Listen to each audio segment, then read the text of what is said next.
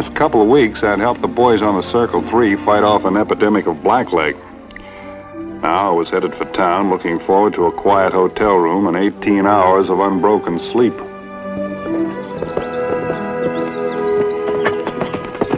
Hey, Vince. Howdy, Sheriff. I was just on my way out to Circle 3 to see you. Oh? What for? Well, there's a stranger in town asking for you. Now, maybe I'm getting old and careful, but... Well, did you get his name? Well, that's what's odd about it. He wouldn't give his name, where he was from, what he wanted, nothing. What did he look like? Well, he was a decent enough looking fella, but he was all tied up in knots, nervous, jumpy. He wears his gun close to his hand and loose in the holster. A lot of the boys do that. With a cartridge in the chamber right underneath the hammer? Oh. If you need me, I'll be out to 00 inspecting branch. See ya.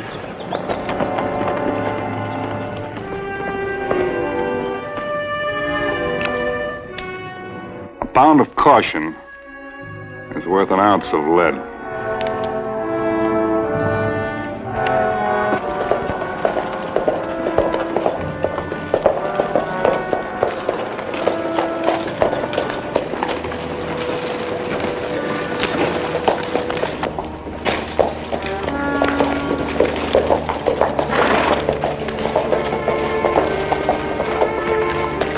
Hi, Sam. Howdy, Vent. Fella asking for you. Real jumpy. Oh? Look like a draw fighter. Much obliged. You bet, Vent. Draw fighter or not, it was Friday night, and I was still going to get me a bath. I had a standing order for room 13 at the hotel every week.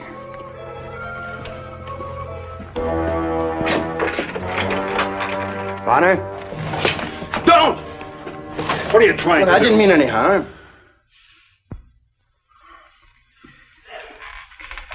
You the one that's been asking for me? I guess so. I'm Hank Wilson. I just came in from downstate. Heard you were here, and I asked for you. Why? Mr. Bonner, could you see your way to helping me? Giving me a hand? What I mean is, my life depends on it. Your life? This here's my room. Could you come in? It'll only take a minute to tell you. All right. Sheriff Jay from Copper Springs is an old friend of mine. That's why I wanted you to see his letter. Then it wouldn't be like a total stranger asking for help. In other words, what you want me to do is to teach you how to use a gun. How to use it better. And faster. Why? Because of a man named Kruger. Joe Kruger. Now, for almost a year, he's been hunting me. Trying to gun me down. What's he got against you? He isn't in his right mind. You see, I married the girl that he wanted. And then Alice died. It was having the baby that did it. Neither of them lived. I'm sorry. Oh, Kruger went wild. Said that I'd killed her. Said he's going to kill me if it was the last thing he ever did. Now, look, I've been running for a year. I got to face him. I can't just keep running for the rest of my life. Mr. Bonner, you got to help me now, please. I don't believe in using a gun unless you have to. And I'm not interested in teaching somebody how to kill. I don't want to kill anybody. I just want to be able to defend myself.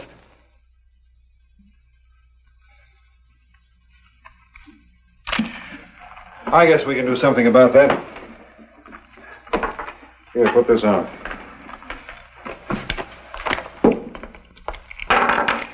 Stand on the other side of the room.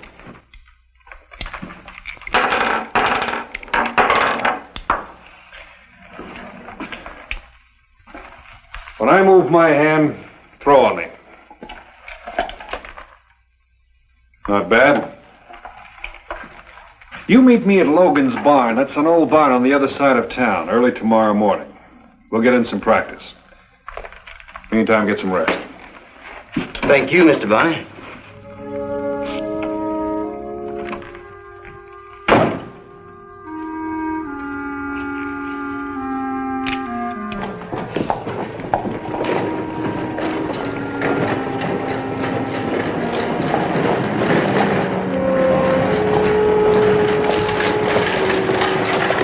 Howdy, Sheriff. Hey, man. Check those brands out the 00? I sure did. They weren't too bad. Needed a little unraveling is all. You find that man who was asking about you? He found me. I was just talking to him. No trouble, I hope. I hope not. You know anything about him? Only that he comes highly recommended by Sheriff Jay up at Copper Springs. Old Andy J? Yeah. Well, that ought to relieve the strain, Vint. With all these years, he can sure spot the difference between a straight brand and a cross. Yeah. But it's not often I promise to make a gun hand out of a man. A gun hand? Yeah.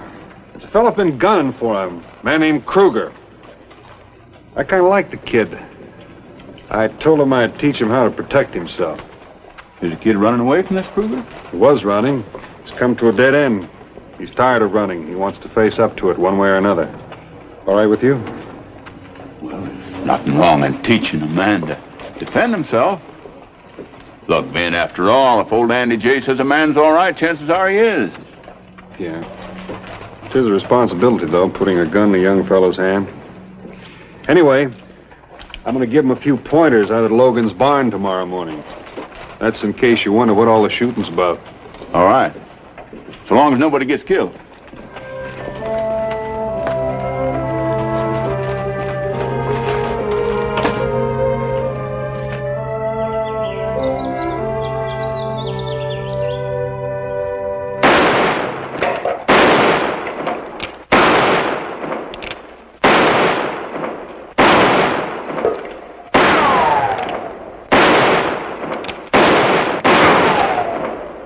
God darn it.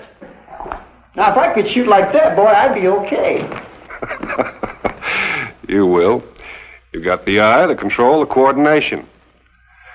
But let's start at the beginning. You're losing most of your time when you draw. Well, now, that's what I've been practicing on. Practicing the wrong way. The draw is composed fundamentally of three motions. First, the sweep back of the thumb, cocking the hammer. Second, the fingers grasp the butt of the gun and lift it clear of the holster. Third, you level the gun on the target. Where was I taking too much time? Well, partly in the first motion. You're holding your hand too far in front of your holster. Oh, the thumb's hitting the hammer all right. But you're moving your whole arm to do it. Why lift the whole arm load of muscle, bone, and nerve? Hold your hand close to your holster. Move only the thumb and hand. Like so. Try it. All right. How's that? That's pretty good. You could save a tenth of a second that way. It's Kruger.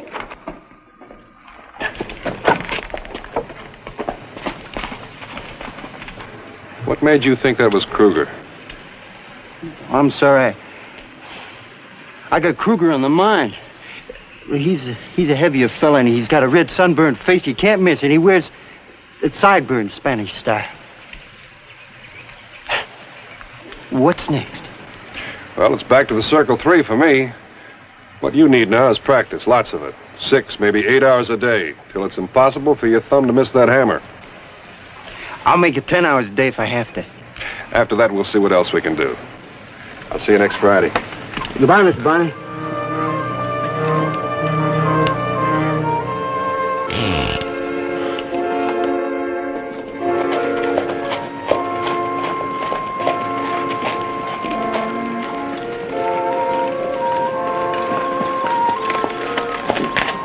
You going into town, Vint? Well, it's Friday, isn't it? Say, you remember that Wilson fella you was telling me about? The man who was trying to hunt him down? Oh, Kruger. Ran into a fella over at Daggett's. Caught my ear when I heard him ask if anybody'd seen a fella named Wilson. What did he look like? Well, he had long, Spanish-like sideburns and... Is he still there? Well, he's looking for a job. They didn't have any open. Last I saw, he's headed into town. That's a couple hours ago. I better get over there fast.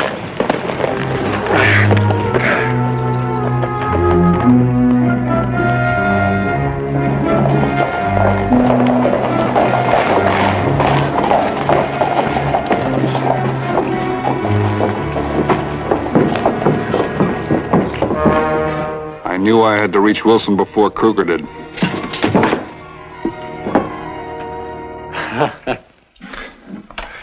That'll teach me to go barging into other people's rooms. I've been practicing almost 10 hours a day. How'd that look? Look good. You're doing better. Thanks to you, Vint. I guess you haven't heard the news. What news? Kruger's been seen around, out by Daggett's ranch. Nobody knows my right name but you and the sheriff. I told them you were helping me, too. Did you sign the hotel register? I used another name. Who is it? Sheriff Landers. Well, come on in. Well, hello, Vin. I didn't know you was here. What's wrong, Sheriff? I got some news for you about Kruger. What are we going to do, Vint? Now, it ain't all bad news. He was in town, and he was asking for you. But I told him that you'd been here and gone, that you was riding north. Thanks, Sheriff. Thanks very much. You sure he left? Well, he was packing the bedroll. Yeah, but did you see him leave? He heard the sheriff. He said he was heading north. He'll be back. You got to help me, Vint. You can't stop now. You got to make me even faster. As fast as you. Don't you see, that's my only chance.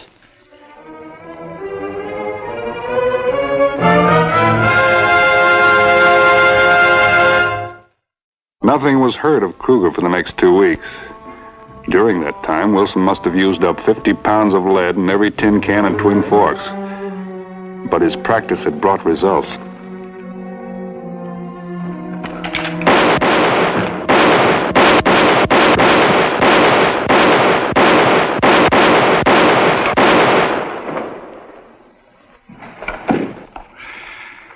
You stood me off again. Yeah, but you hit it first, and that's what really counts.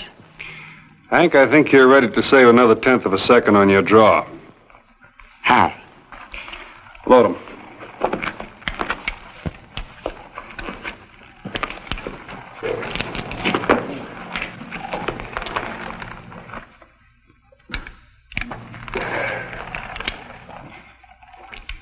In genuine firing from the hip, the eye looks at the target and signals the muscles of the hand where to point the gun. Just how the eye signals this information to the hand, I don't know, but it does. Now watch.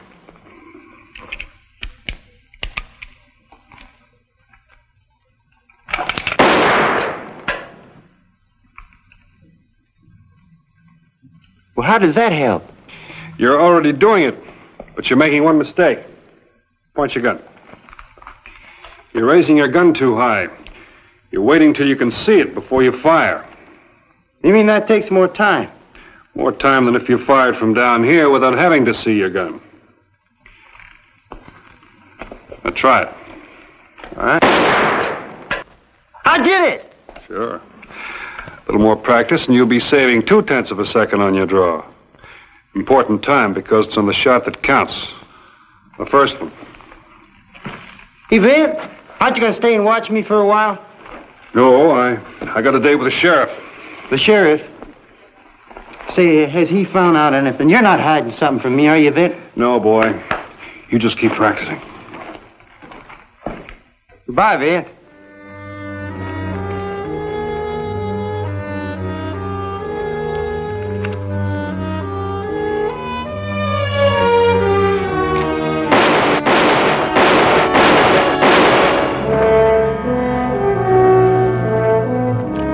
I didn't want to tell Hank, but my date with the sheriff was to go see Joe Kruger. We'd heard that he was working at one of the line corrals about 5 miles north of town. Our idea was to tell him we knew about his intentions, and for him to get out of the county and stay out. Howdy. Man by the name of Kruger working here, ain't they? That's right. You got something against him? Just want to talk to him. Well, I'm Kruger. You the only Kruger around here? Yep. How about on the ranch? I'm the only one. Sorry, wrong Kruger. Now, how about that? It's an honest mistake, Sheriff. Say, I wonder what young Hank Wilson was doing out this way. You saw him out this way? Well, my deputy did, just about an hour before we started. Said he was really pounding leather. Here all the time, I'm thinking this kid's too scared ever to leave town. I thought the same thing.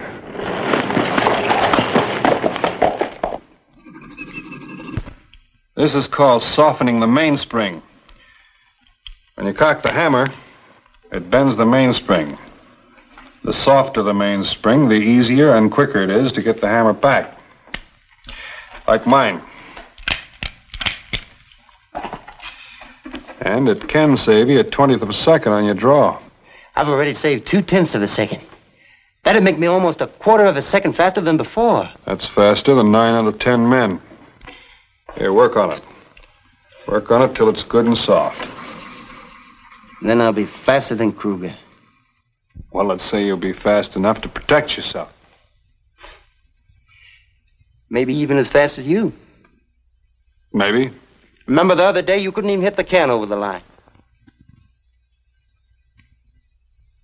That's right. Why, with this spring softened up, I bet I could take you.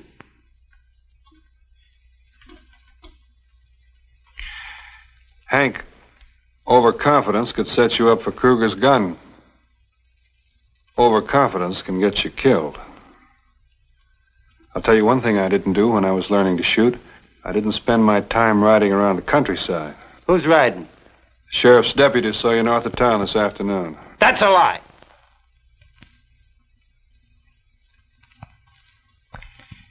You've got friends in this town, boy. That's a good way to lose them.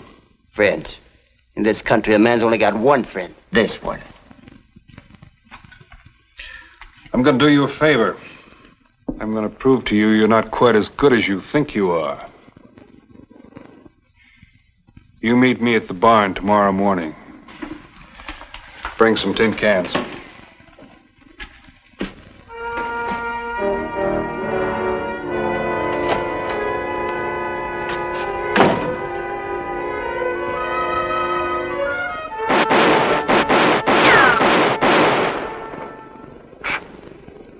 You sure taught me good. Let's try the last can. I'll wait for your move.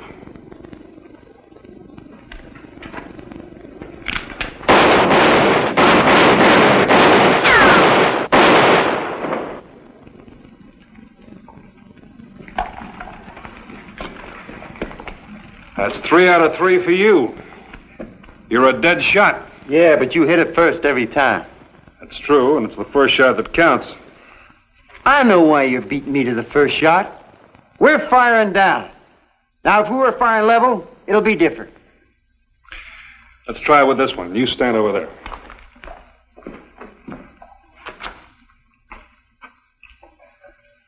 When I drop this can, you draw and hit as fast as you can. Anytime.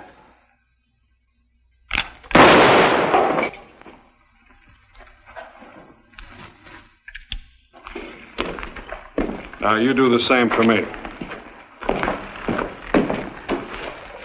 Anytime.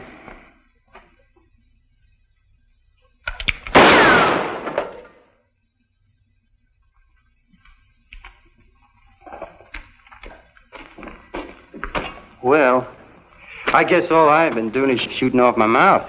You're right. I'm not as fast as I thought I was. Maybe it's because I'm still afraid of him. Let's see if we can put some of that confidence back by eliminating the blink. The blink? Something I've noticed about you right from the start. Just before you get off your first shot, you blink. That's costing you the difference between hitting the can here or here. A difference you might need. Well, I could feel myself blink then. Well, that's what it is. Can I try it again, Ben? All right.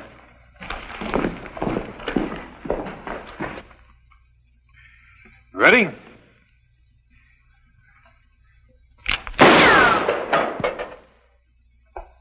I didn't blink. Well, thanks, Vin. Vin, about the other afternoon. Yeah?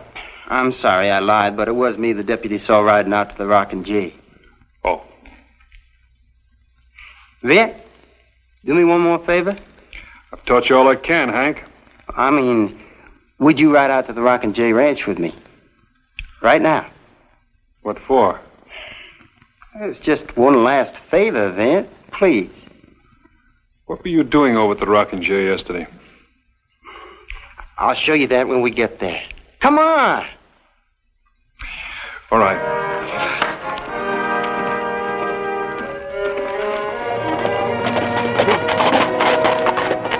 Now, you wait here, Vic. I'll just be a minute.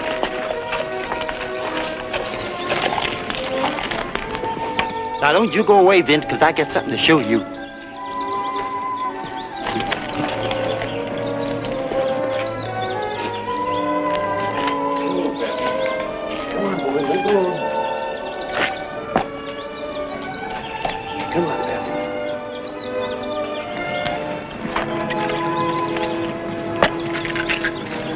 Hi. Can I help you? Well, I'm just waiting for a friend. What happened to Pappy here? Oh, stepped in a chuck hole. But it weren't his fault, though. He never went down, no, sir. He's always treated me like fine china. Kruger!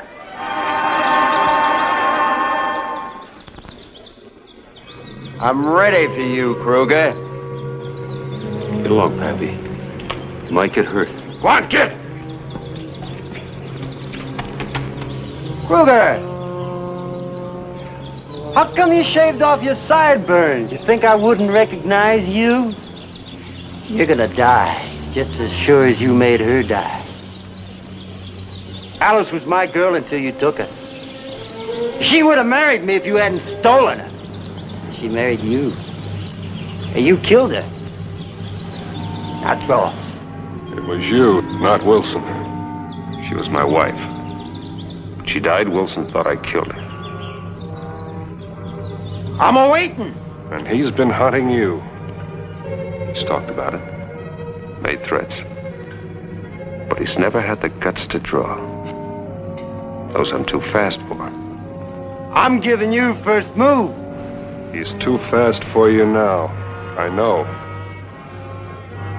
Now I can take him. Move away. He'll kill you. You knew Alice was in love with me. That's why you stole her. I didn't have to.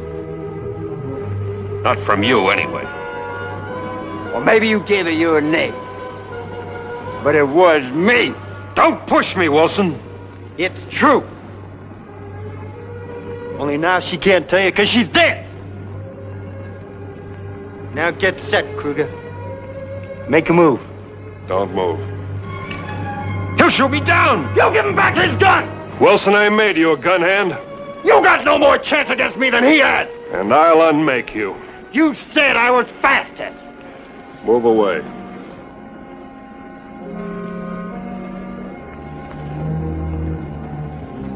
You're robbing me like he robbed me of her. Move away.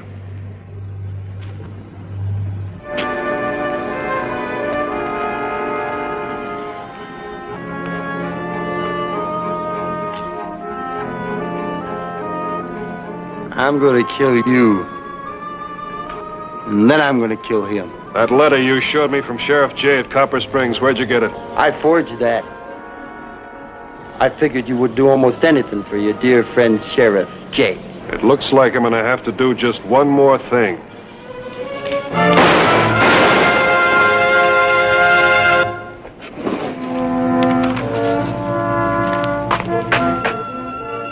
I've never seen anything faster. Except for the blink of an eye, the hand is quicker.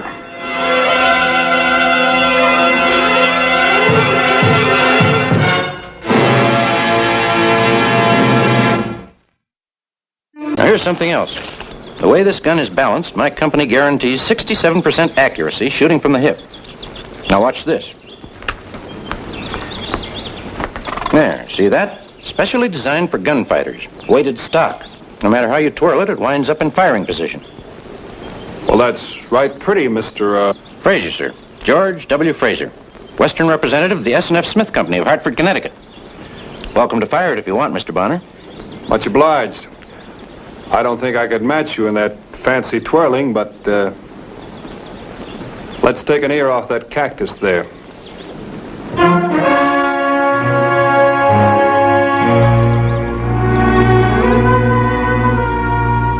Wait a minute.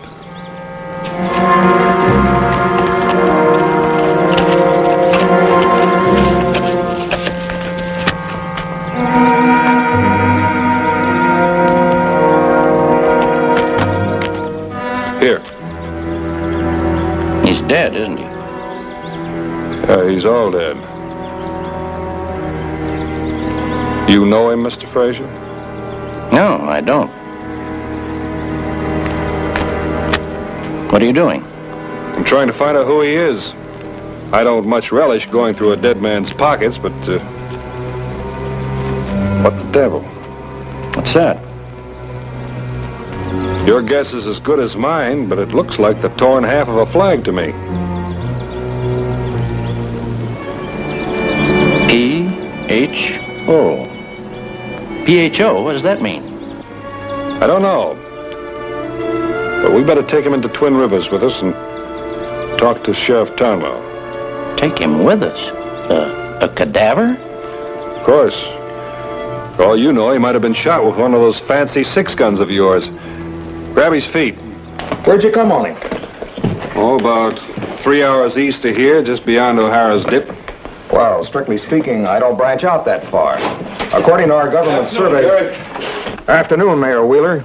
This is Vint Bonner, an old friend of mine. He just got in town. Vint Bonner. I'm very happy to know you, sir. Glad to know you, Mayor. You're a man whose reputation is well known in Twin Rivers. How do you do, sir? Oh, this is Mr. Fraser. George W. Fraser's here, representing the S&F Smith Company of Hartford, Connecticut, manufacturers of the Super Smith 45 revolver. You're a gun salesman, Mr. Fraser. It's very interesting. You see, I'm a gun collector myself. When you've completed your business in town, why not stop by my house and have a look at my collection? And, you may find that I'm not completely uninterested in whatever samples you may have brought with you. Well, I'd be delighted to pay you a visit. Good. I'll be expecting you then. Mr. Bonner, I'd consider it an honor if you, too, would allow me to show you a little Twin Rivers hospitality, if time permits. I've always got time for a little hospitality, Mayor. Splendid. I look forward to seeing you both then. Sheriff, I won't bother you now. I'll come back when...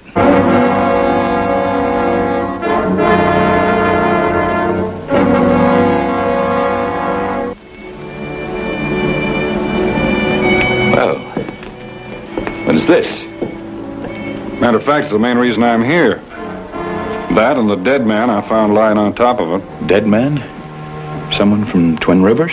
Nobody I ever saw before. I never saw that before, neither. Does it mean anything to you, sir?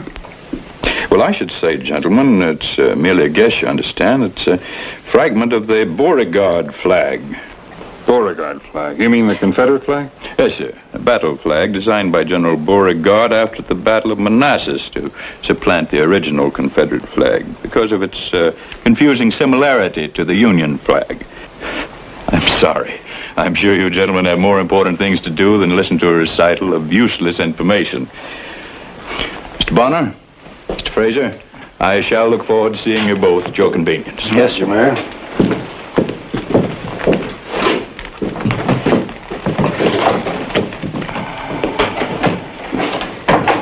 Beauregard flag. Was Mayor Wheeler from the South, Sheriff? I don't know where he's from, Mr. Fraser. Only know he showed up in town just before the end of the war. Opened a general store, he worked hard. Town elected him mayor about 2 years ago. Seems like a good man. He sure is. What are you thinking about, Mr. Fraser? Nothing. Just wondering.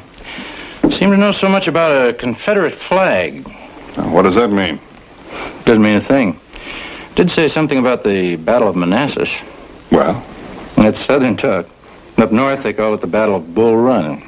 By golly, that's right. You got a flowery way of talking. Well, I like a mystery, but I came here to sell guns, and I better get on with it before the company decides it's a mystery why they hired me.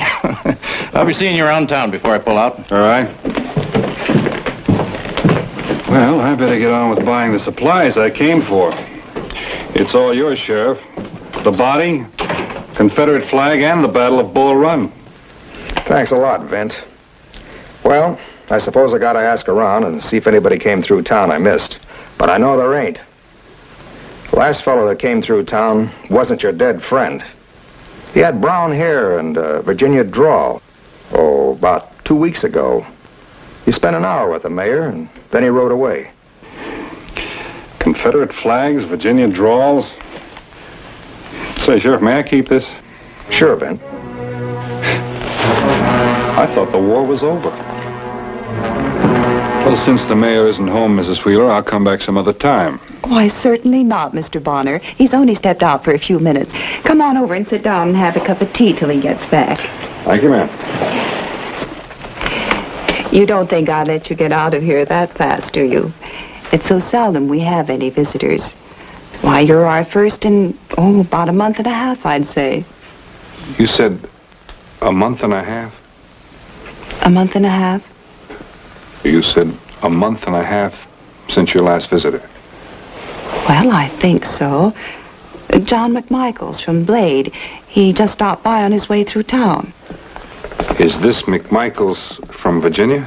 Virginia? Oh, no, I should say not. Blade's up north of here, almost up to Casper. Then he's not a Southerner. Why, John was born right here in Twin Rivers.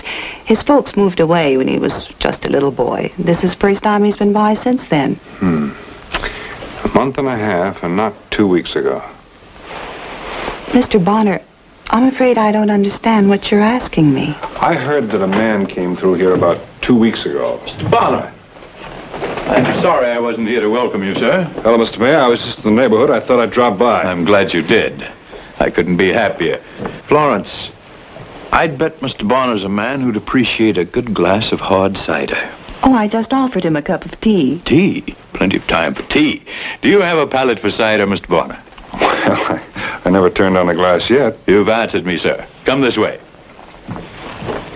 Oh, Sam, you're not taking Mr. Bonner to the cellar. And that's where the cider is, my dear. Come along, Mr. Bonner. Right with you, Mayor. Excuse me, ma'am.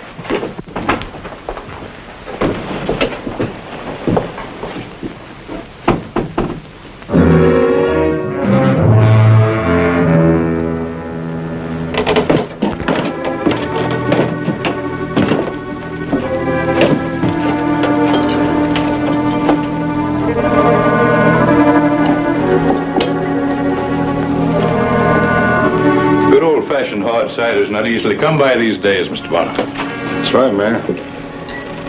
This is not the ordinary stuff. I age it myself.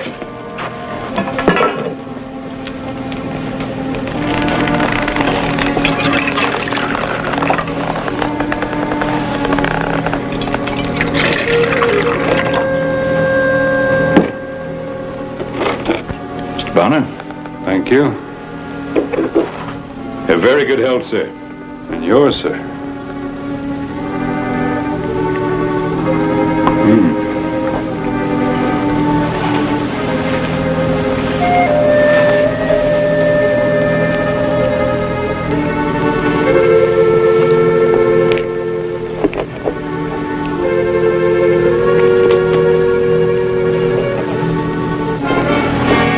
Mr. Bonner, I'm most desperately in need of help. I thought you knew more about the flag than you let on. The flag.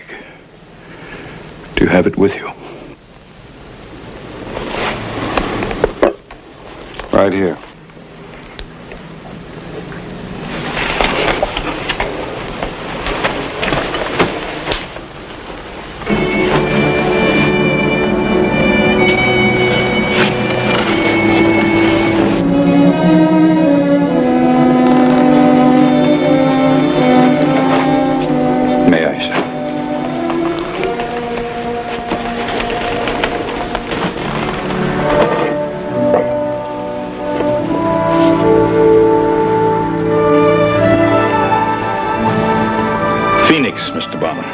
Phoenix, from our ashes the South shall rise again.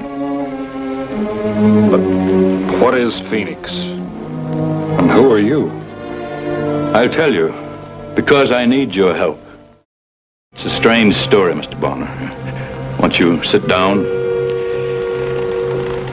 There were only 12 of us to begin with, all hot-blooded sons of some of the first families of Virginia.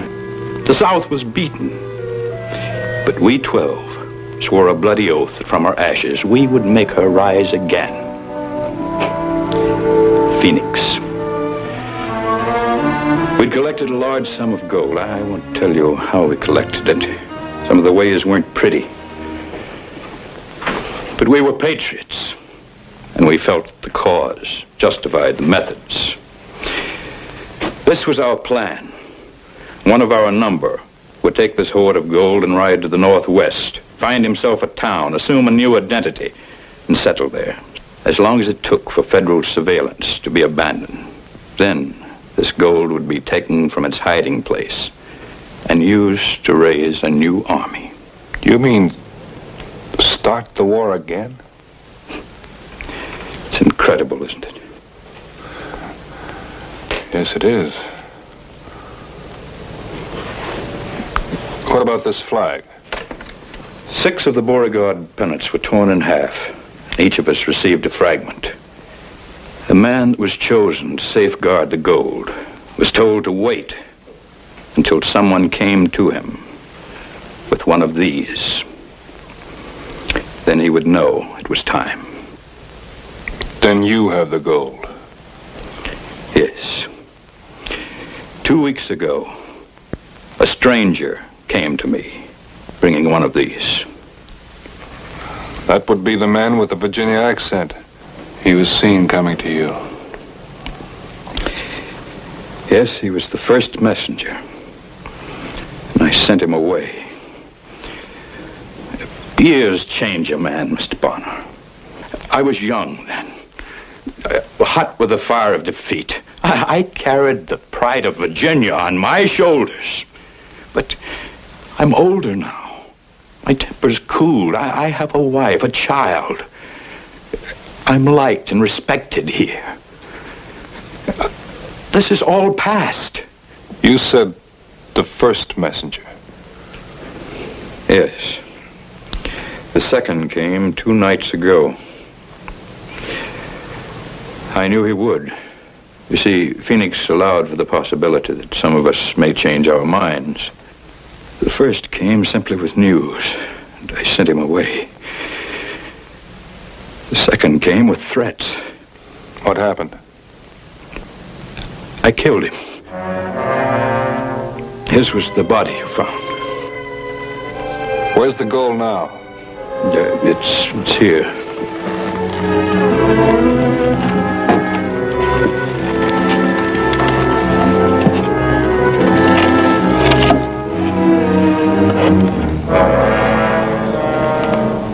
Untouched, intact. The exact sum I buried there the day I arrived in Twin Rivers. I know what's on your mind, Mr. Bonner. Why don't I just give it to them and wash my hands of the whole affair? I cannot.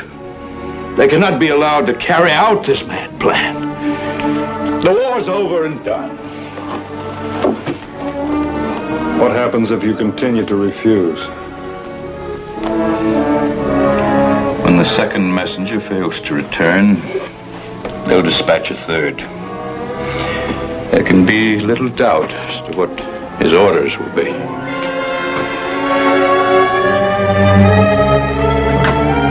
How do you do? How do you do? My name is Frazier. Mayor Wheeler asked me to stop by. Oh, just a minute. Sam, do you want to talk to him, Mr. Frazier? Frazier? He says you asked him to stop by. Oh, yes, the gun salesman. Yes, Florence, please ask him to come in. Won't you come in, Mr. Frazier? Thank you, ma'am. Mayor? Come in, Mr. Frazier, come in. Awfully nice of you to remember me. Well, if you two are going to talk about guns, I'll leave. It's no place for a woman. Why don't you sit down, Mr. Frazier? Thank you. But before I do, I'd like to show you one or two of our latest models. I might find something here that you'd like to add to your collection. Let's see. What have I got to show you? Yes. Single action.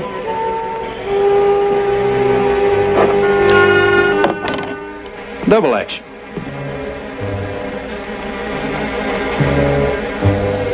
I'm afraid my collection is rather complete just now, Mr. Frazier. It doesn't have one of these, sir. This isn't everybody's gun, Mayor. This is special. A limited edition, manufactured under the strictest supervision. It's the only one I have with me, and I've been waiting for a person just such as you are, sir, to show it to. Have I guessed correctly, Mayor Wheeler? Are you intrigued? on behalf of the Phoenix, sir, I bring you greeting. You are the third messenger. I am the final messenger.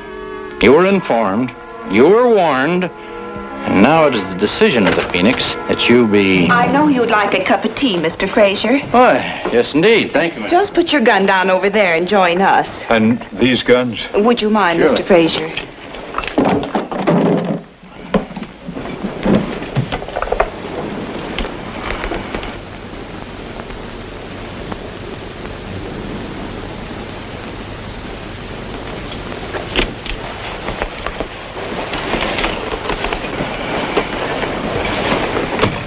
Now, we can all sit down and have our tea.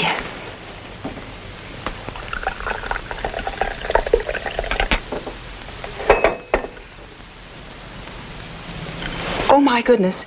What is it? I'm sure I left the kettle boiling on the stove. I'd better check it. Florence. I'll be right back. Don't wait for me.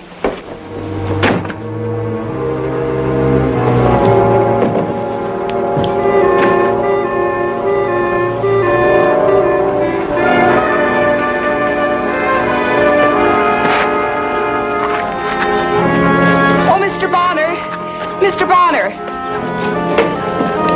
Mr. Bonner, that Mr. Fraser, he's in there with Sam. He's one of them. From the Phoenix? Yes, he's going to kill him. Oh, please, come quickly.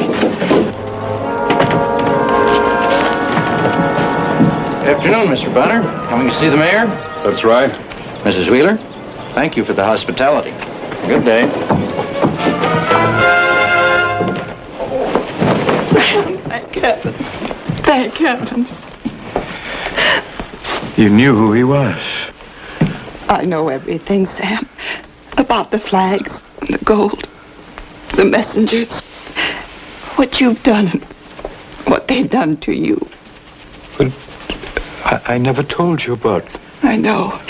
You've kept this secret all to yourself for all these years. But that first messenger didn't know that. He told me everything. You see, I pretended not to know what you were talking about when you asked about the man with the Virginia accent. How was I to know who you were? Yes, ma'am, I see. Sam, I thought he'd killed you. No, dear. Not yet. They're remarkably fair-minded, my old comrades. They want to make absolutely sure that I'm guilty before they execute me. They've given me until nightfall to produce the gold, get ready to return. If I refuse... Mr. Bonner, what am I to do?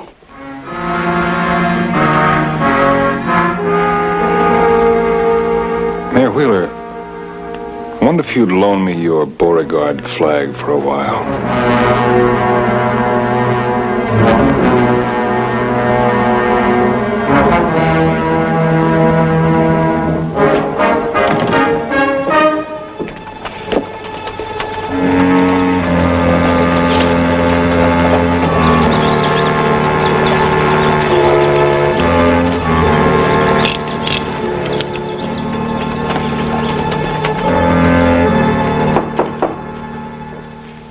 Come in. Welcome, Mr. Bonner. Oh, Mr. Fraser? Bang, bang. Let me pour you a drink. Thanks, I like that.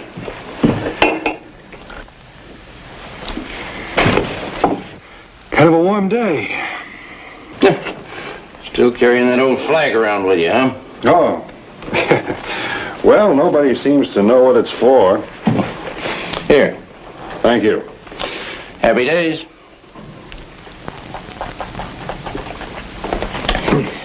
Guess we'll never find out who that dead man was.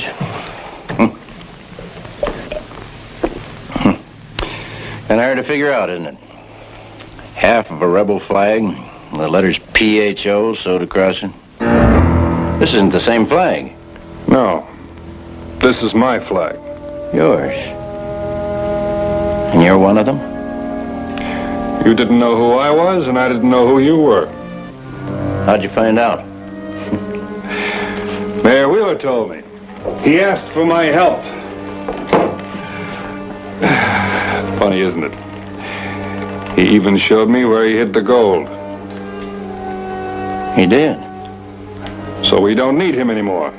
So, we will pick up the gold tonight and be on our way back to Richmond. Comrade, let's drink to the cause. I see you're still selling guns, Mr. Fraser. This is a real article, Mr. Bonner. You Phoenixes are well named, all right. No sooner do I think all of you are stamped out than another one crops up somewhere. I never thought you were one of them, though. Well, I kind of got the impression that you might not be heading back to Richmond with the gold. Pretty clever figuring. And that the Confederacy wasn't exactly your favorite charity. George W. Fraser's my favorite charity. Where did you get the flag? From one of you Phoenixes. The last one. At least I thought he was the last when I took that flag off his body. I killed the first one. Mayor Wheeler got rid of the second. And now there's just me, and you, and Mayor Wheeler. And all that gold to be had for the taking. And you're so clever at figuring, maybe you can figure out just who's gonna do that taking.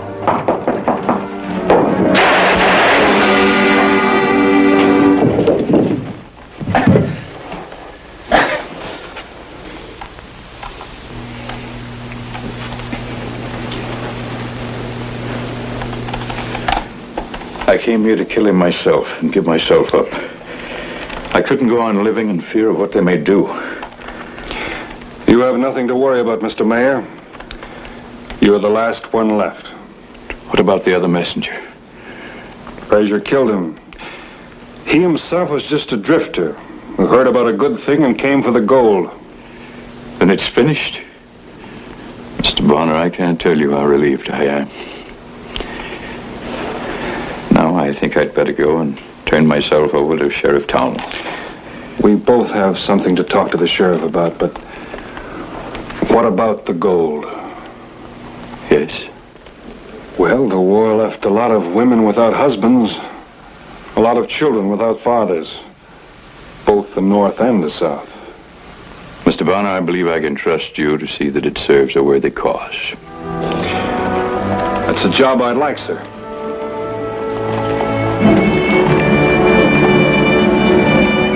As Mr. Lincoln said, to bind up the nation's wounds and care for him who shall have borne the battle, and for his widow and his orphan.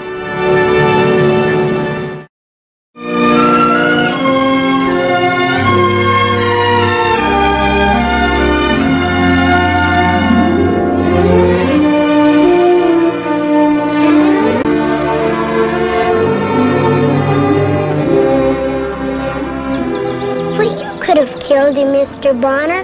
Why did you just shoot him in the hand? Well, the gun's not only for killing, Robbie. The gun's kind of a tool. A tool? Sure. Just like a hoe or an axe. Say, did I ever tell you about my grandfather? Nope. Well, his name was Jebediah Bonner. People mostly call him Jeb. He was a marshal and a good one. Good enough to stay alive and retire. I was a boy about your age.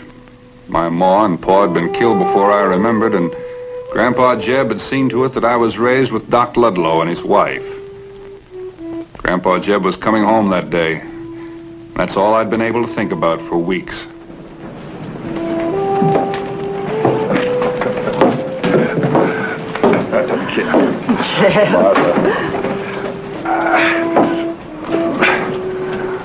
It's good to see you, boy. I'm glad to see you too, Grandpa. I've missed you terrible. You have. Well, let's take a look at you. My, you must have grown half a foot since I saw you last. Martha, why don't you take the boy along home? I'll take Jeb in here and buy him a beer. He must be pretty dry and dusty after 2 days on that stage. Now that sounds like a fine idea. I've learned to write real good, Grandpa, and I can do sums, and I can ride a horse, and I... And you can do just about everything, can't you? Well, you go along home with your Aunt Martha, and I'll be along directly. We've got a lot of time to talk about all the things you can do.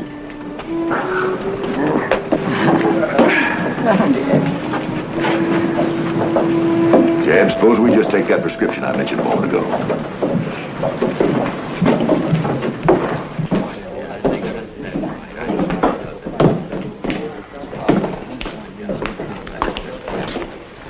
Two beers.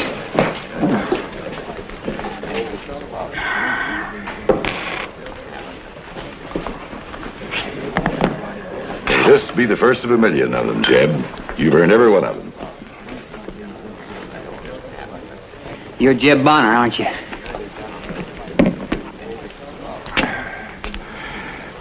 I know you, young feller. No, you never laid eyes on me, but I know all about you. I hear they retired you, Bonner. You know, that's something. I mean, all the towns you tamed, and you still alive to retire. Now, you must be pretty good. Good at what? Well, I've heard you shot it out with quite a few. Some pretty good men, the way I hear. Bad ones, but some pretty good men. Line between a good man and a bad man's mighty fine. And the older you get, the smaller it gets. I'll buy you a drink. No, thank you. One's enough for me in the heat of the day. Oh, come on now. One more ain't gonna hurt an old retired hero like you. Come on, Doc. Introduce us. Your mouth's big enough. Introduce yourself. I'm Jim Kenyon. Does that name sound familiar to you, Bonner? This is my brother Bob. Kenyon. I remember a Kenyon about 20 years ago. Up in Indian country. That was my pa. I don't believe you give him a good chance for a fair fight, Bonner.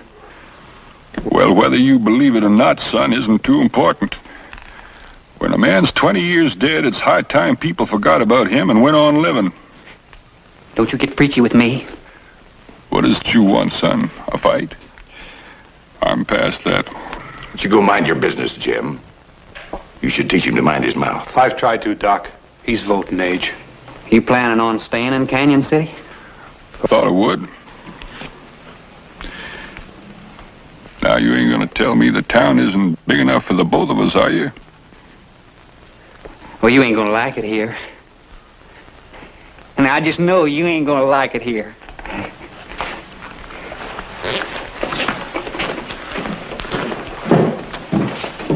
I'm sorry, Jeb. I didn't think he'd shoot his mouth off like that. Every man shoots his mouth off one time or another. Let's get on home. I want to see that boy of mine.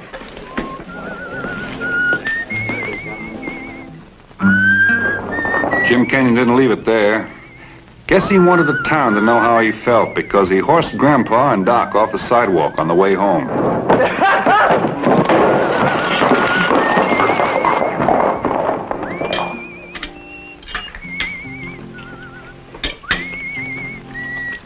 Grandpa, could you really outdraw John Wesley? Well, there was a time. There was a time. Then why didn't you hit that Jim Kenyon? How did you hear about that boy? Only happened half hour ago.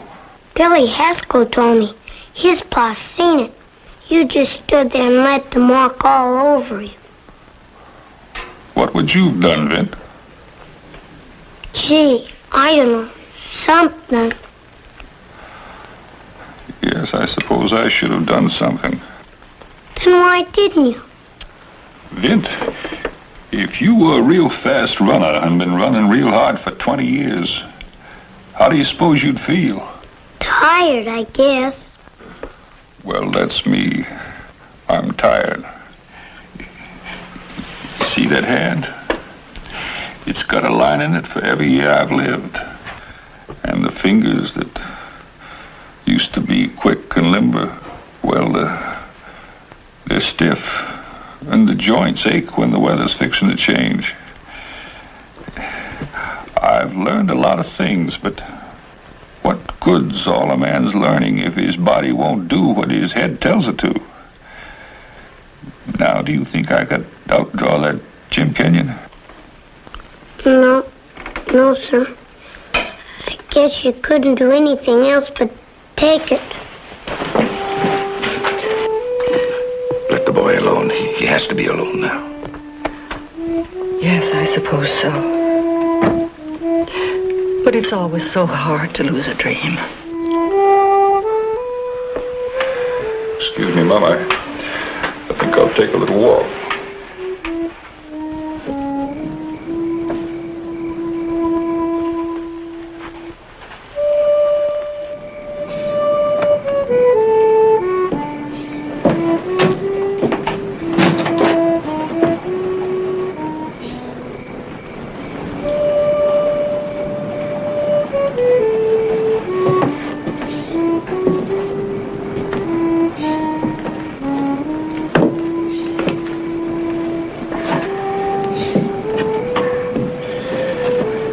Understand what I was talking about in there, son? I guess so. You're not young anymore. No, son, I'm not young anymore.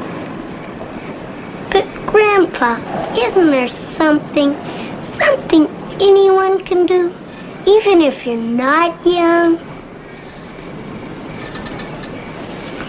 Well, now, Vince, you just might have a point there. Just might. You stay right here. I'll be back.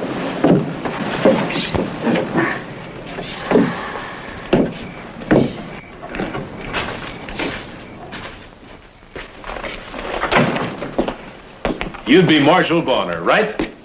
Just plain Mr. Bonner now. Well, Mr. Marshal, it's a pleasure to meet you, sir. Sit down. Thank you. I'm sure I know why you're here, right? It's the Kenyons. Oh, I know them well. I've had Jim in jail more times than one for stirring up trouble. Jim thinks he's pretty good with a handgun. Well, how about his brother Bob? Bob? Oh, I'd say there's still some hope for him if Jim would stop pushing him. Mr. Bonner, I don't like to say this, but you made a pretty poor showing out there today. Now, as a famous lawman, you know that if you give a man an inch, he's going to take a mile, and he's going to walk on you every foot of the way, right? Poor showing, I see. Yes, but what are you going to do about it? Well, what do you expect me to do about it? Put on a gun and brace the Kenyons in front of the whole town? Oh, no, Mr. Bonner, that isn't what I had in mind. Well, maybe I better do something to protect my reputation. Well, right? Right. Yes, sir.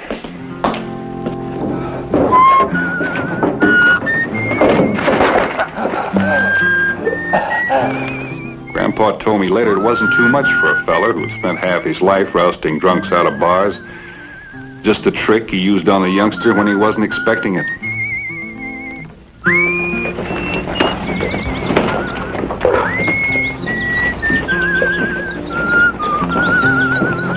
Morning, Sheriff. Mr. Bonner, I heard about what happened last night. I can't say that I exactly approve. When I was by your office last night, you said something about my making a poor showing. Now you don't seem to approve of my making any showing at all. I'm the sheriff of this town, and I intend to keep the peace. That's a fine idea. Even if some old has-been of a just let me say, I don't want anything to stop me. Well, I always did approve of law and order. Let you and I go out to the Kenyons and see if we can settle this matter amicably before it develops into something far more serious. Right? All right. Come on. I'll get my hat.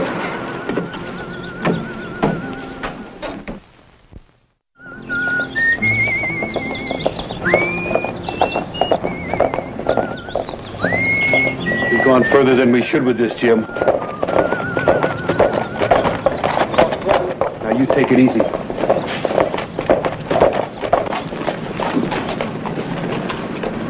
Gentlemen, I think we'd better have a little talk. Well, what do you want to talk about? Sheriff, I can speak for myself. Mr. Bonner, I'll handle this. I'm also an able lawman. I'm not going to mince words with anyone. Neither am I going to take sides. Oh, look, Sheriff. Why don't you stick to rousting drunks? You're going to get into something that won't rub off. I should lock you up.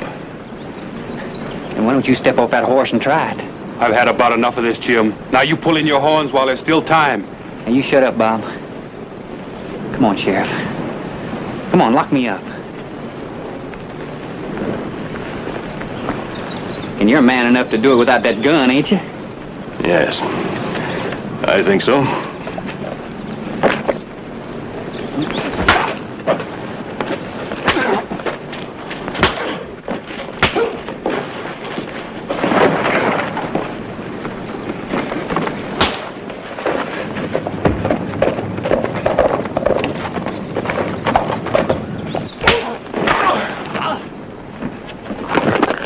Oh, my back! My back! Oh, my back! My back! My back! Now quit crying. Come on, you windbag. Get up! Get up! He could be hurt bad. Haven't you had enough trouble? It's always you. You with your gun-toting and your brawling and your hate. Oh, shut up. Don't just stand there. Help me. Look, Bob, she might be your girl, but don't let her talk to me like that. Look, somebody's got to set you straight. You're no good, Jim. Look, I told you to shut up. Now, you just stop right there, Jim.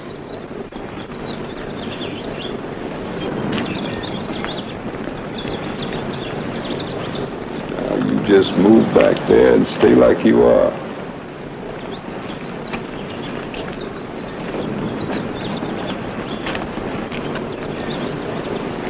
Sheriff, appears to me like you're going to be laid up for a while. You're going to need yourself a deputy.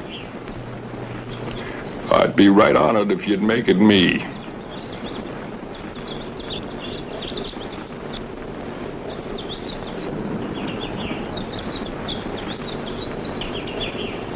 Much obliged. Bob, I'll send a buckboard back for him from town.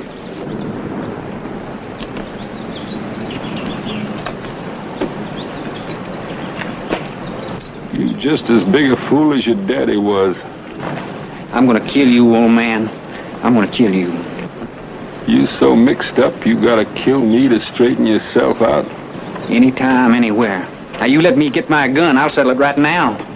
I don't care how fast you were, or are.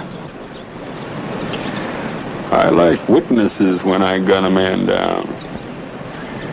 Now, if you got the guts, I'll meet you in town this afternoon at 4 o'clock, where everybody can see.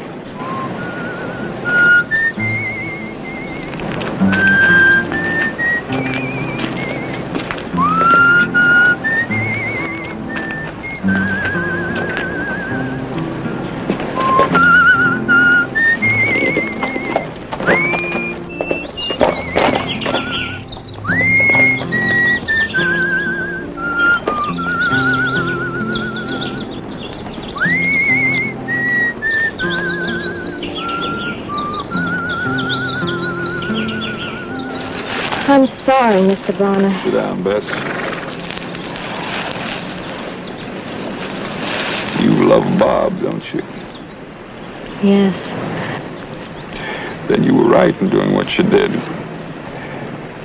People do a lot of things wrong, but the love in them makes it come out all right. Oh, but Jim will kill you, Mr. Bonner.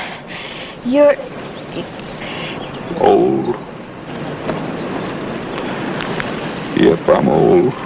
Well, Bess, there's some things you can do, even if you are old. Let's just wait and see.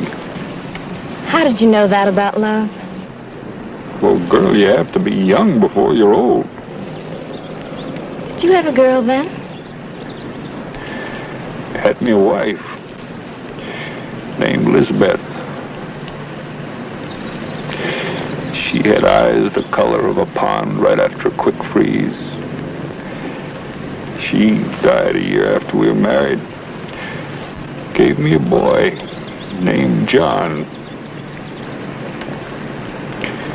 He and his wife were killed at the massacre of Little Creek 5 years ago come next June.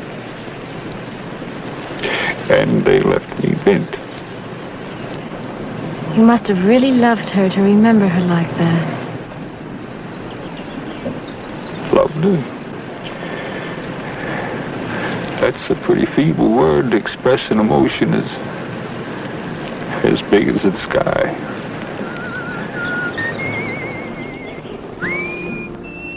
Grandpa said that even good friends sometimes don't agree on things that are important.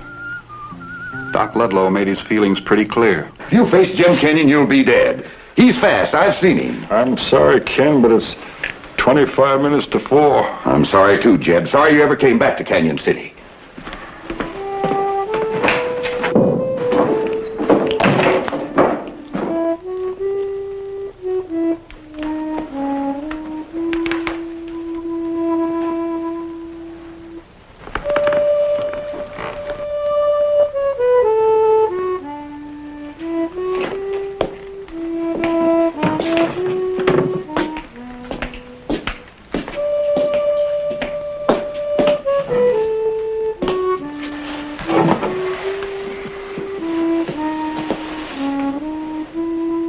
Did you hear all that, boy? Yes, Grandpa. I don't want you to get killed, Grandpa. Now you listen to me, son, and you listen carefully. Things don't always turn out the way you plan them, and hardly ever the way you'd like them to be. But however they turn out, you've got to take them coming on. Now, you understand that? I think so. I love you, Grandpa. Well, I feel the same about you, boy. I surely do. Now, you stay right here. Understand, and I'll be back directly.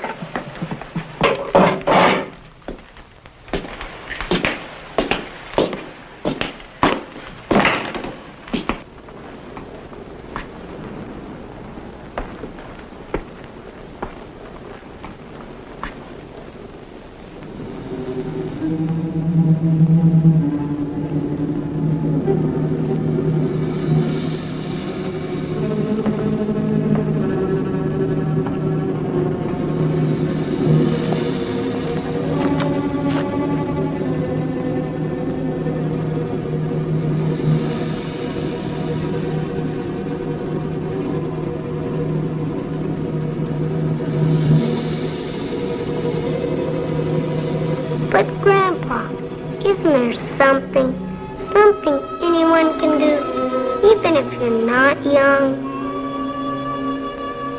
I don't want you to get killed, Grandpa.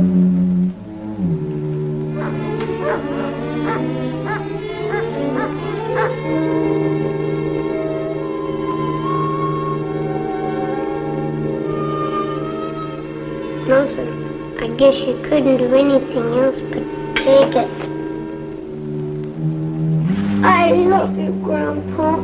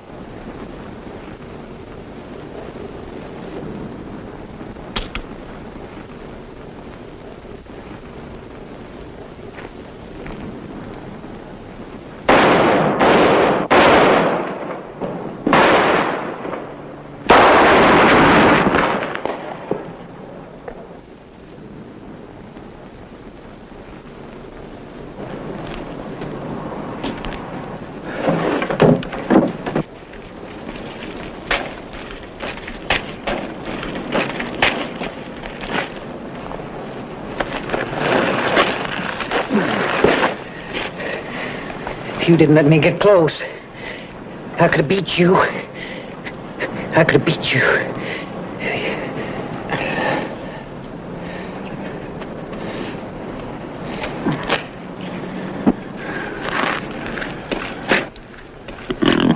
Take care of him, Ken.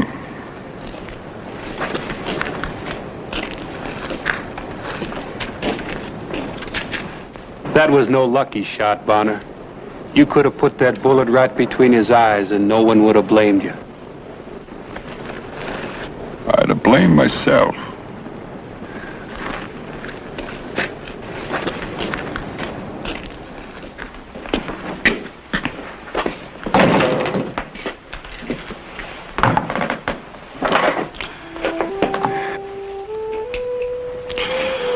Vint, today you saw your first gunfight. Yes, sir. Did you like it? No, sir. I was scared. But you weren't scared, were you, Grandpa? You just stood there and let him shoot at you. You know why I'm sitting down right now, son? 'Cause my legs don't want to hold me up. Someday you're going to grow up. And when you do, I want you to remember what you saw today. I want you to remember something else, too. Growing old ain't so bad. It's just well, it takes a mite of getting used to. That's what it does.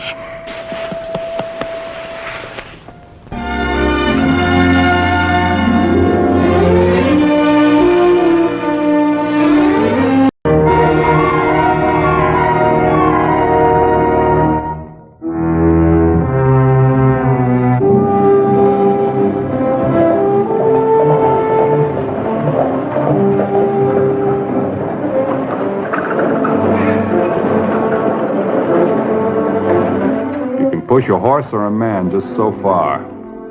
I don't usually push Scar to the limit, but this time a man's life depended on my testimony. Sheriff Cullen? Yeah? My name's Bonner, Vint Bonner. Mr. Bonner, what can I do for you? Well, I've got the proof here that John Delaney didn't kill Miles Rowley. What? Affidavits from 3 different people. He was with me that night, over 50 miles away. John? You're too late, Bonner. Delaney was tried and found guilty. He was hung yesterday morning.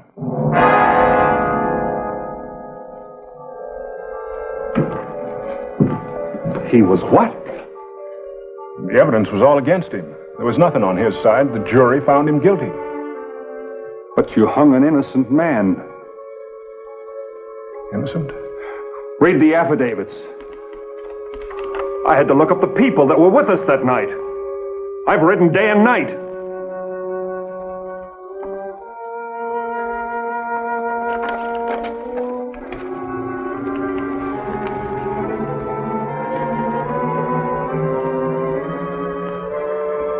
Where'll I find his wife? A mile out of town. South.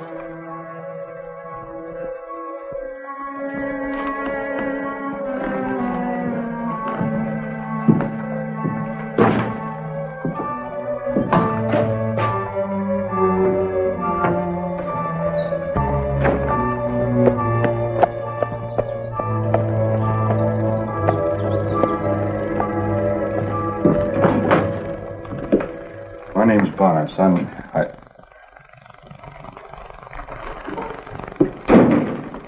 So you're Vint Bonner, John's old friend. I came as quickly as I could. Did you stop at the cemetery and explain it to John? The letter must have arrived late. John wrote over a month ago. What's the matter, Mr. Bonner? Didn't you think it was important? A month? John counted on you. He knew every bit of evidence was against him. But he was sure his friend Vint would come through. Mrs. Delaney. You keep your hands off my mother. You're making a mistake, Mrs. Delaney. You're blaming me for something I had no control over.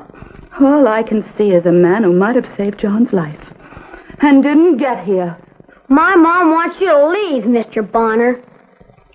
I can't say as I blame you.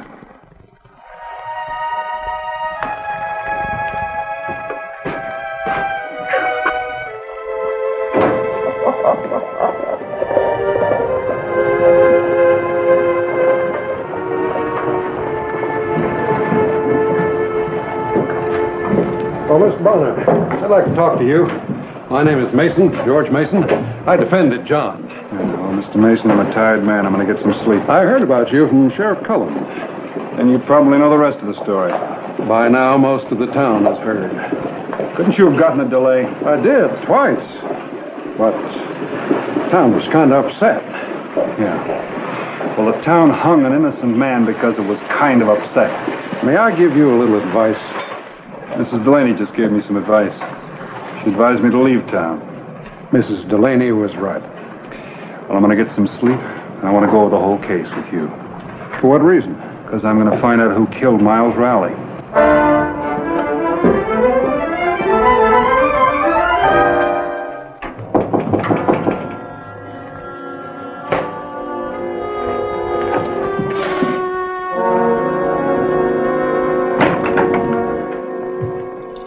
Mr. Bonner?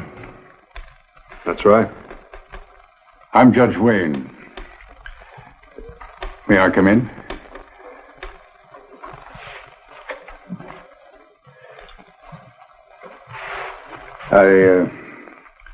I understand you were a friend of John Delaney's.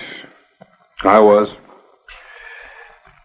I've been a judge for almost 30 years, but I never thought I'd live to see such a day as this. A day I'd find out that I had condemned an innocent man. The jury found him guilty. But I was the one who sentenced him to be hanged. You may not be able to understand this, but I was a good judge. Look, Judge, I don't know who's to blame. Maybe you are. Maybe the jury.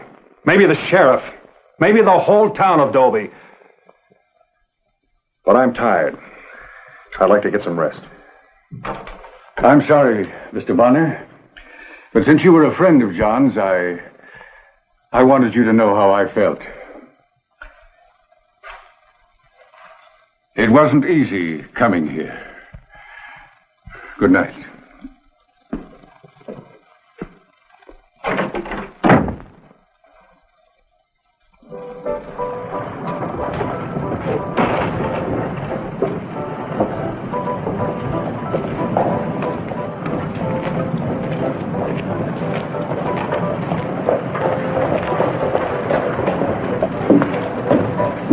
You see him, Judge?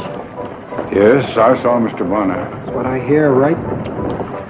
We hung an innocent man. And this is Bonner. He's here maybe to make us pay for our mistake? No, Jed. We'll do that ourselves, each one of us, from now on. Yeah, well, some of us been talking, and we figure this Bonner has said his little piece in order to get out of Dobie. We figure we won't be needing him around here anymore. There's no doubt he'll be a conscience for all of us while he's here. Jed, you're quick-tempered.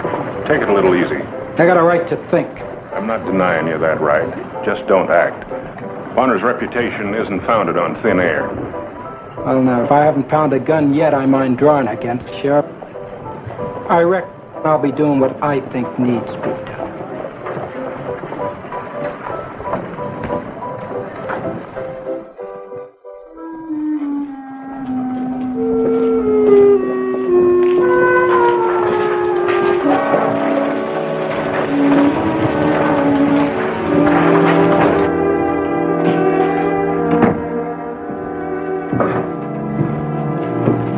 Bonner, my name is Rossett. Bert Rossett. I was the prosecuting attorney. I asked for Delaney's hanging, and I got it. We did the only thing we could do on the evidence. Well, now you've got another job. I want to go over all that evidence with you. Bonner, wherever you belong, go there. Mr. Rossett, there's a killer to be found. It's part of your job to help find him. Maybe, but it sure isn't your job. I brought the evidence to town that would save John Delaney's life, and I'm not leaving till the man that should have been hung is behind those bars. People won't like it, Bonner. I'm warning you. Bert's right. We'll find the man that killed Miles Rowley. It's our job. I'm staying for a while. I want every fact you've got. I'll consider any man who stands against me as suspect. Now, do you want me to leave? No. I've got a conscience, too. But there are those in town who might just want you out of the way. Not the real killer, just people who are ashamed, who won't want you reminding them of it. That's a chance I'll take. You said you wanted to go over the testimony. Bert and I are ready, if you are. First off, Rowley always kept a lot of cash on hand. He didn't have much faith in banks. John was way behind on the payments on his ranch. He was broke. George didn't get a nickel for defending him. George? That would be George Mason? Yes. You see, George was in kind of a funny position. What with being Rowley's attorney, he had to testify that there was $500 or $1,000 in the house. I'll go on. Rowley was shot twice with a rifle .45. When we picked up John, his gun had been fired recent and reloaded. And it was proven that John was out of town. Mrs. Delaney couldn't say where he was. He was with me. Well, we know that now. I loaned him $500, the amount of the mortgage. Here's the note. $500 was found on him when he was arrested. How about the people at the ranch, the foreman? Well, they were away on roundup. The place was deserted except for Rowley. I've got testimony here that says no man left the camp all night. Well, you had a good case. Good enough. Something to think about, though. John was set up and trapped and legally killed. Whoever caused it felt pretty safe till I got to town. It may take a little while, but someone's going to start getting nervous soon. Anything I can do, Bonner? Keep your eye out for a nervous man.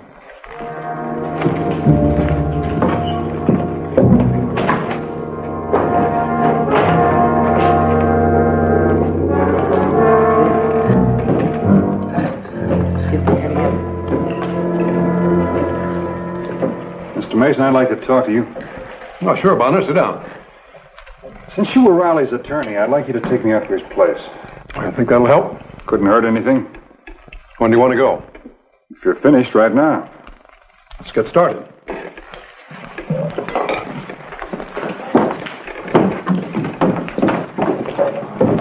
Bonner! He's a troublemaker, Bonner. I've decided you're leaving town, Bonner. Now.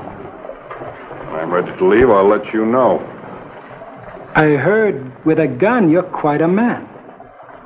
I don't want any trouble. All I want is the man who killed Miles Rowley. We hung him. I'm not too sure about you, Bonner. Or the evidence you brought. Why don't you just give me a chance to work this out? We're going to work this out right now.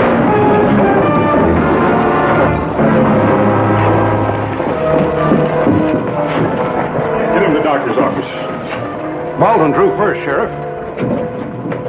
It's the beginning, Bonner.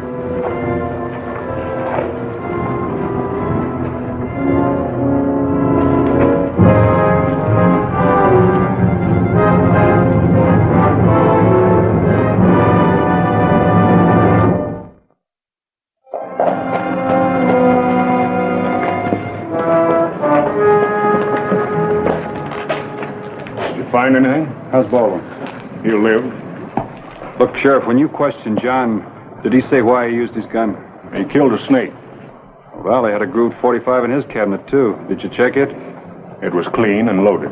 That could have been the gun the killer used. Possible. I've covered everything. I'm about at the end of my rope.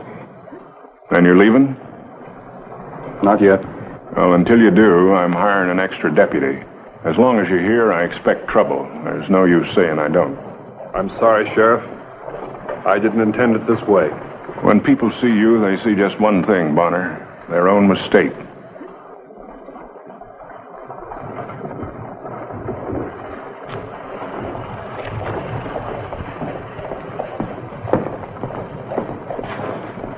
Good afternoon, Judge Wayne. Mr. Wayne, I've resigned. I'm sorry to hear that. I think you made a mistake. Did you sleep well last night, Mr. Bonner? Yes, sir, pretty well. Well, until you know what it means not to sleep, don't tell me I made a mistake.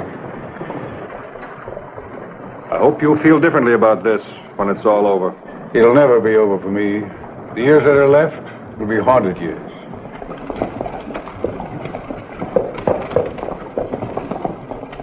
She'll be haunted in the same way.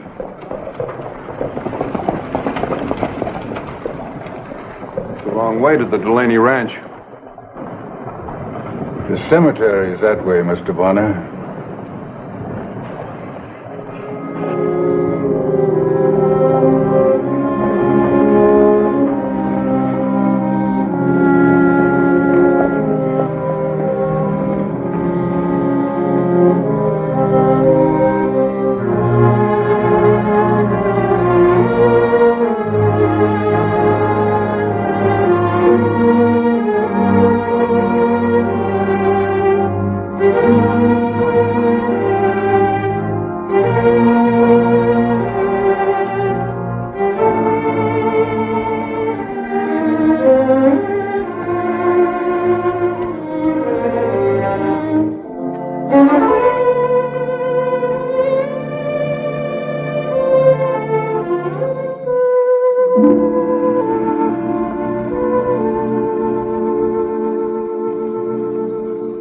Mrs. Delaney, I've got to talk to you. Haven't you left town yet? No, ma'am. And it's not easy to stay. What did you expect? I've got to have your help. And why should I help you? Because John's dead for a crime he didn't commit. I want to find the man who did.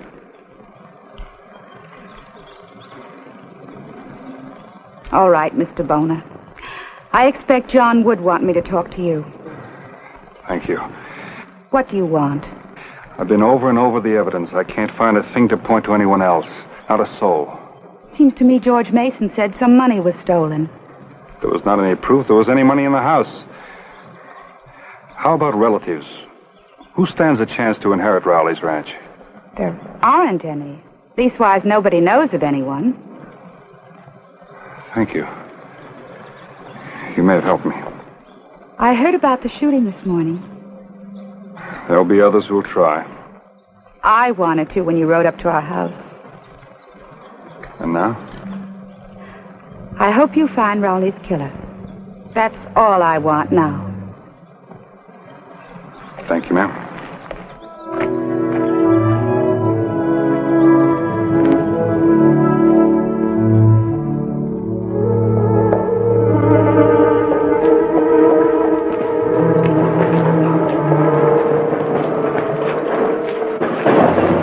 Have you seen Cullen?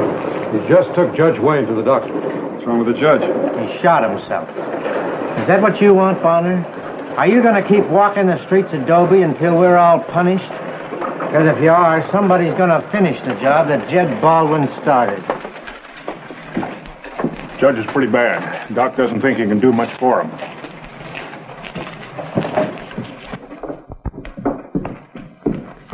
How did it happen?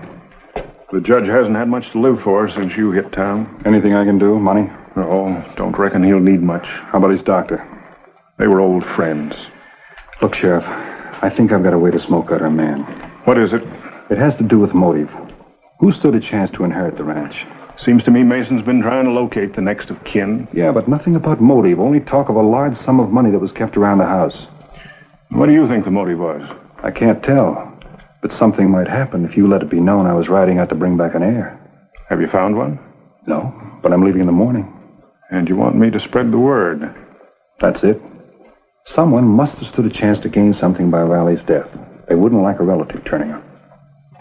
Now, wait a minute here. How'll I say you found out about this heir? Mason let me go through the house, through the papers. But the killer, how does he expect to get the ranch? I don't know, but it's something to do and a way to move. And you think somebody might be waiting for you when you ride out of town? That's it. Just say I'm riding north toward Hayworth. I didn't say anything about the name of the person or the address. I kept it to myself. All right. I'm with you. Like you say, it's something to do. Thanks. I'm leaving at 8 in the morning.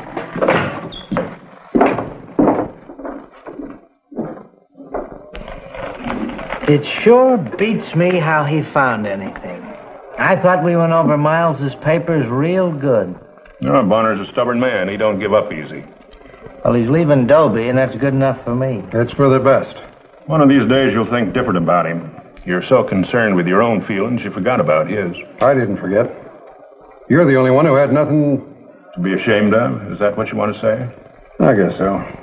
Well, there's no reason to believe Bonner, and papers can be forged. Well, let's get back to the card game. He's leaving town, that's that.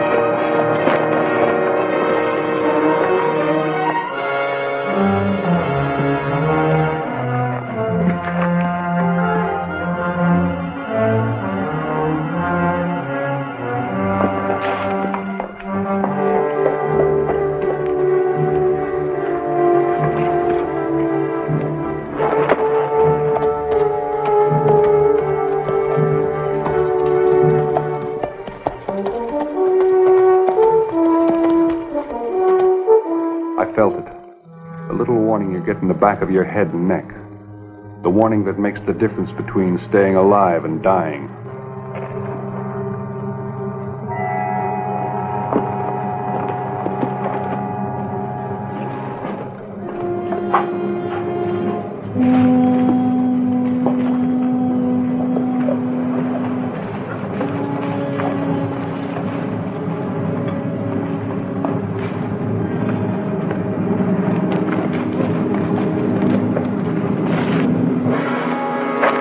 Put up your hands. Don't move and don't turn around.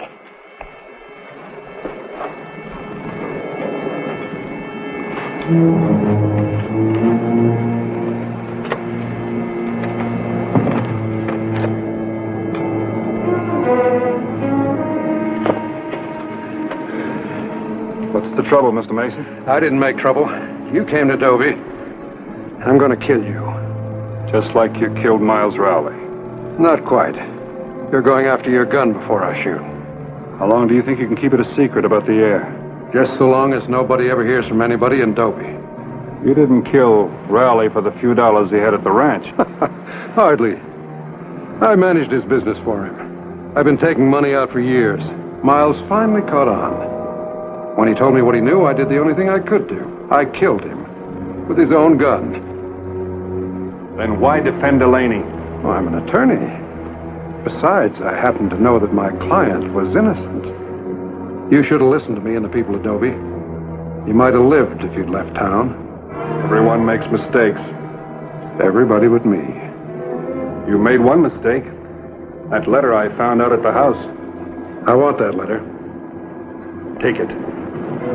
All right, I can take it later. Let's get on with it. Drop your hands. Whenever you're ready, Bonner, make your move. I may just let you shoot. All right, have it your way. But if you draw, you might have a slight chance. I heard you were fast. I could be fast enough. Why don't you worry a little?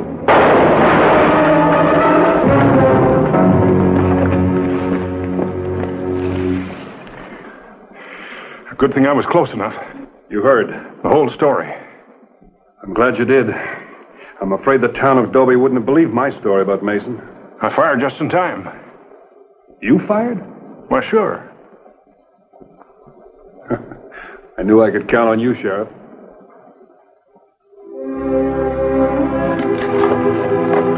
Who is it?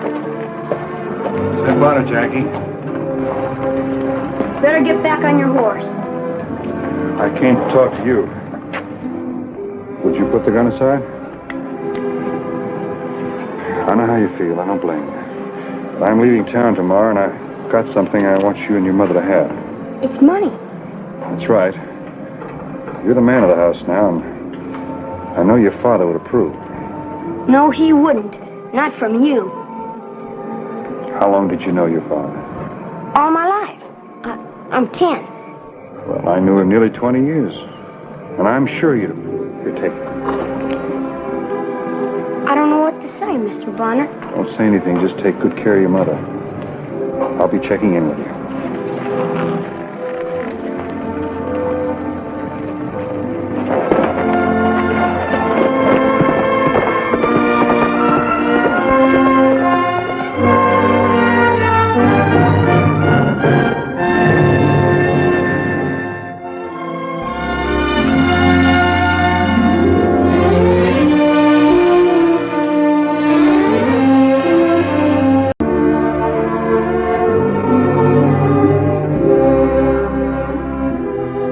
Last time I was at Copperhead Wells, it was just a quiet little cow town.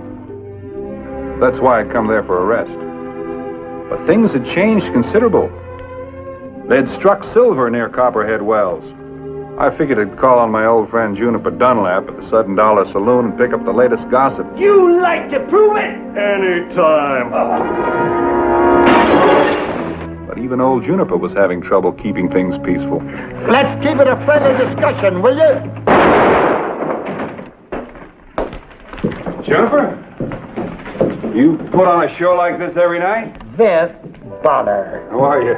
Here to do a little prospecting? I thought I'd get a little rest. Well, I hope you make it. What are you two boys trying to kill each other for? Oh, that dumb hyena. Vince, you've been to San Francisco. Ever been to the Paradise Casino? Oh, yeah, once or twice. Tell Watkins about the picture they got hung over the bar. It's a good-looking young woman, ain't it? Kind of heavy set.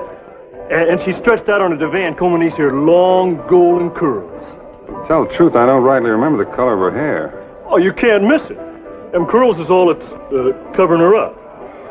Juniper, would you tell me what this is all about? Oh, Vin, I wish I hadn't let him. Look up yonder.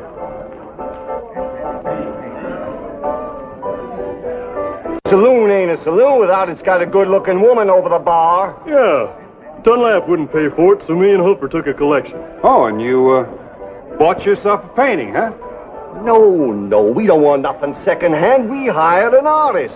Mr. Stuart Woolsey, all in clear from St. Louis. I don't see anything funny about it. It'll only cause bloodshed. Bloodshed? Why? You don't know the commotion that it has caused. All of a sudden, my saloon is filled with picture experts. Why, I've stopped a dozen fights already over what the hair is going to look like, what the eyes is going to be like. Only so far, they ain't worrying about nothing but the face. Well, I've got a great solution for you boys. Why don't you let the artist figure that out? Yeah, that ain't a bad idea. All right, we'll do it as soon as he's well enough. Well enough? He didn't get shot already, did he? No, well, we give him a little celebration when he got to town. Celebration? Why, the poor man is in bed the whole livelong day. Why don't you come and meet him, Vint? He's kind of a nice fella. I wouldn't miss this for anything. Oh, Vint, don't get yourself mixed up with them two fellers. But, Juniper, I never met an artist. Except an old man in New Orleans. He did tattoos. Thanks for the drink. Like I said, Vint, the hair was black. And you were 150 pounds out the hook.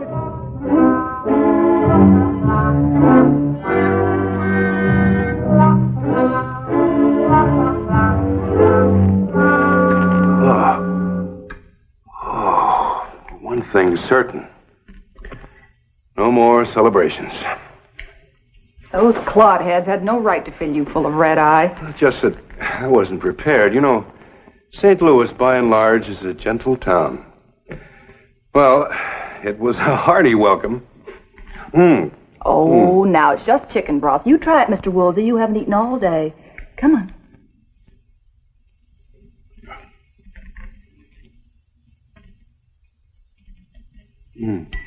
You were at the party? Yeah, I got roped into it. Don't you remember? You know, I have a very foggy picture of the whole evening. Miss, Lucy Collins. I work at the Copperhead Cafe. Lucy Collins. Seem to remember talking with you. Yeah. You were asking me to pose for your picture. Really? I must have had one or two lucid moments. You were ory-eyed. Not if I asked you to pose for me. You're still ory-eyed. No. I'm perfectly serious. You have excellent facial bones. I think you better have some more broth, Mr. Woolsey. Oh, creamy pinks, yellows, I'd say. It's with a dark velvet drape trailing across your back. Wait a minute. I'd have to look you over by daylight. Now hold it 1 minute. Try a number of interesting Now poses. you stop it right now. I know the kind of pictures they hang in saloons. This won't be tawdry, I promise you. Could make you famous. Well, I've been too famous already. Look, I'm flattered and all that. It's just I am not going to hang on some wall for every saddle buster to come in. Don't misunderstand me. Look, I've had my share of rough times, Mr. Woolsey, and I've come pretty close to getting a poor reputation. Once or twice. But I'd like to do better. Look, I'm not asking you to do anything wrong. Oh, no, just lie around on a couch all day in my creamy yellow. Lucy, I want to paint your face. Just my face? Certainly. Is there something wrong with the rest of me? Oh, no, of course not. But a rare face. A beautiful face. You're a very lovely girl. I am? Yes, you are. Woolsey! Come in. But quietly. You feeling better? Much better. Lucy's been a great help. Oh, yeah? Thank you, Lucy. Brought somebody to meet you. Mr. Stuart Woolsey, Mr. Vint Bonner. Vince's the kind of artist we got in these parts, Mr. Woolsey. With a gun. Well, I'm sure Mr. Woolsey doesn't relish the comparison. Every man to his talents. We'll keep the gunfire down outside till your head feels better. It's a real pleasure to know you, Vin. Thank you. Hi, Lucy. Hi, Vin. You haven't even started yet. Well, hardly. We were wondering about the picture. You see, what we wanted, Mr. Woolsey, is something like they got in San Francisco. Well, maybe you should have hired a San Francisco artist. Oh, no, don't take offense. I can show you exactly what I'll paint if you insist. I'll show you the model. The model? You mean you're going to paint a real live woman? Well, of course. Ain't that a first-rate idea? Well, I'd say you made a very good choice.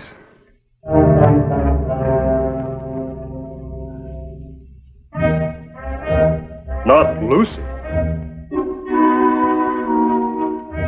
You mean Lucy's gonna come here by herself? Well, Mr. Woolsey, in the San Francisco picture, the lady ain't dressed for company. You fellas may have to help me persuade her. But, won't folks know it's her? Well, of course. Well, I haven't said I'd do it yet. I surely hope not. Woolsey, you gotta be careful. Lucy'll never do. Now, do you want to tell me what's so all-fire disgusting about me? Now, you know you can't. I suppose I'm not good enough to hang on some saloon wall. It ain't that. It's Boyd. Boyd? Lively? Sure. Lucy ain't a free woman, Vint. Not altogether. Who says I'm not? Boyd, you know he won't let you come here with no Boyd stranger. doesn't own me. Now, Lucy, you just get somebody killed. Who's scared of him? Well, I am. Me and Hopper thought this thing up. Now, hold it just a minute. Is Boyd in town? No, he took some more to the county assay office. But he'll be back in a day or so. You're going to have to get somebody else. Where do you get the right to tell me what to do or what not to do, Hopper? To stand there and tell me who my friends are? Lucy, if you really are going with Boyd... Then it's nobody's business but my own, and neither is this. When do we start, Mr. Woolsey? Lucy! You wanted a picture to grin at over your beer, didn't you? Well, we'll give you one. Now, see what you got me into? Man, it was your idea. It was your idea. Now listen, I stood right in that saloon and told you what we needed in that was saloon. All I said was black hair, black hair. Oh, All I was that's the bar. Black hair. I told you it had to be the long hair. Mr. Woolsey, I've known this Boyd Lively for some time. He's a real hard case. Well, we're not afraid of him. Are we, Mr. Woolsey? Well, I can generally take care of myself. Good. Then I'll be here bright and early in the morning. Lucy, don't you want to think about this? Are you sure? Vint, people in this town have been snooping after me long enough. Now, if I want my picture painted, I'll have it painted. But a minute ago, you didn't. Will I change my gall-dang mind? Now you got me mixed up with Boyd Lively. Why didn't you stop it then? Juniper, I didn't order an artist from St. Louis. I just came to town for a rest. Can you blame him for being mad to come home and find his woman staring down at him from up there? Dressed like she was the day she was born? Look up yonder. Well, Juniper, think of it this way. Maybe in a way it's kind of an honor. Be an honor to get my saloon shot to pieces, I reckon. Look, Vep, now you gotta stick by. You gotta help me. You gotta help us, Vince, or Boyd will kill us. Kill us both. Look, if you're scared, why don't you pay Woolsey off and send him back to St. Louis? We tried that. He says he's got a personal interest at stake now. Yeah, well...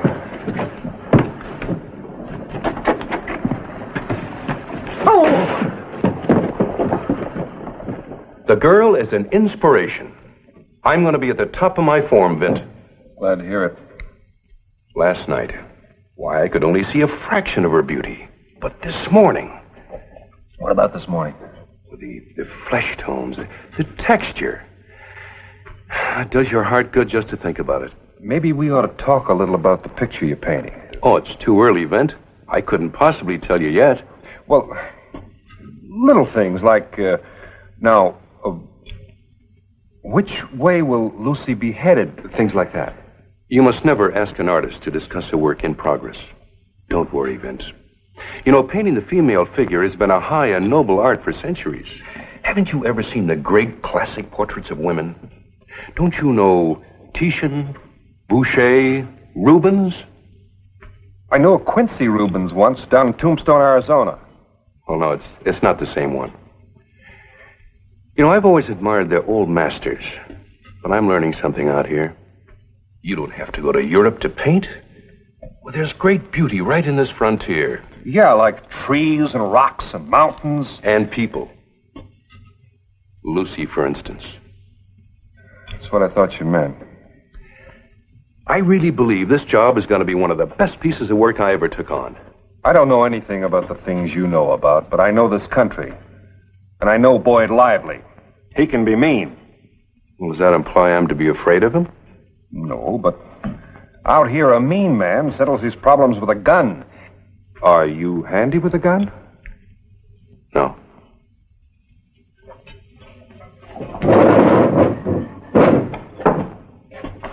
But you are. You'll help me, won't you?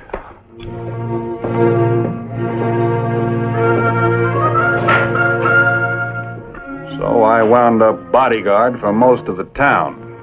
And Woolsey went right on working on his painting of Lucy. Some time went by when we didn't see much of the artist or the model, but the afternoon came when we saw the man that nobody wanted to see.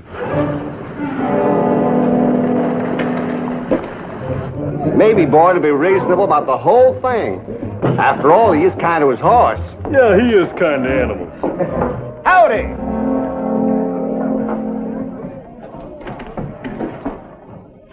Howdy, Bonner. Howdy, Boyd. Did you have a nice trip, Mr. Lively? You can bet your sweet life my old ass ain't even higher than I figured. I'm going to be a rich son of a gun. Oh, why is it so quiet? Where's Lucy? Well, she, I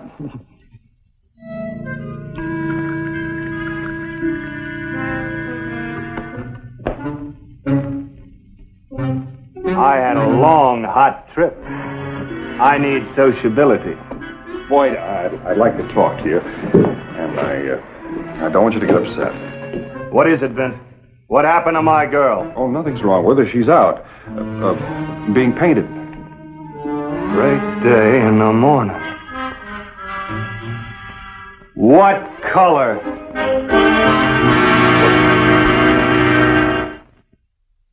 Who was it? Whose big idea? Boy, everybody sort of chipped in. Somebody had to set things in motion. Dunlap? Boyd, I swear. It was me and Hopper. You and Hopper? You and Hopper want to get beat to kingdom come? We never figured Lucy'd get mixed up in it. We only wanted to do the saloon a good turn. Yeah. With my woman? Fair as a butchered hog she'll be. I'll be the laughing stock of every grinning jackrabbit that steps up to the bar. Now, boy, listen to me a minute. Look, Lucy never had much out of life, you know? Maybe this makes her feel kind of proud. I don't care what Lucy feels. I don't want nobody laughing at me. But I talked to this painter fella. He's all right. Took over my woman morning, noon, and night, didn't he? No, just a couple of hours a day.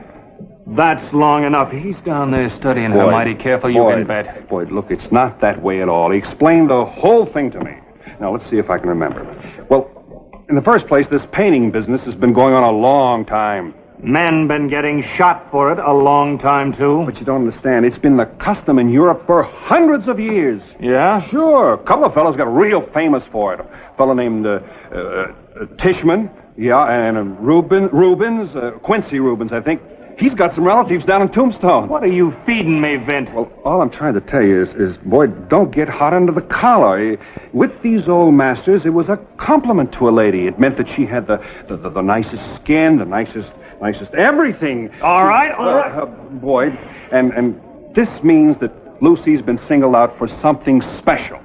It means that of all the women in this town, she's got... I said all right, didn't I? I mean to talk to her right now. Where's he got her? Oh, she's probably over at the cafe by now. What's she doing at the restaurant? She got herself a job there. She had a job here. She's really putting on airs, ain't she? But, Boyd, you know she didn't like working here. She's a saloon girl, that's all she is. I won't stand for her putting on airs. Boyd, leave the gun. What for? It'll be safer. Don't give me no trouble, Vint. This is for your own good, too. Now, give me the gun.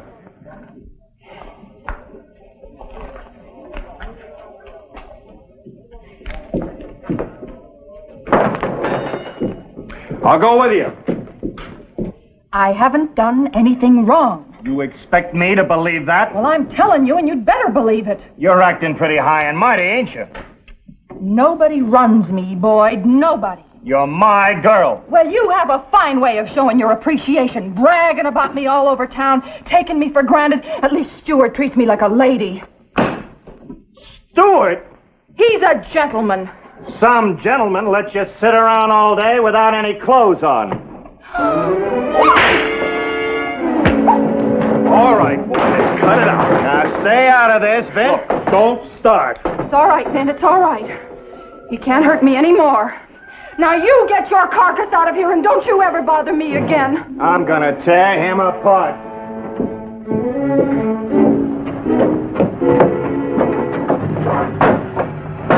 Boy, I'm not gonna let you go around beating up people. Now, he stole my girl. I'm just gonna give him what's coming to him, and then I'm gonna tear up that picture. I'm not gonna let you do it. I ain't armed, Vint. You wouldn't throw down on me. Afternoon. This him? Stuart Woolsey, Boyd Lively. I want to see the pictures you've been painting, mister. Oh, I'm sorry. It isn't finished. I don't care if it isn't finished. I do, though. Now, listen. Now, Stu, Boyd, let me... It's all right, Vint. Let me handle this. Mr. Lively, it's an old rule of mine. No one ever sees my work until I'm fully satisfied with it. Now, this painting should be finished tonight or tomorrow. Meanwhile, I'm sorry.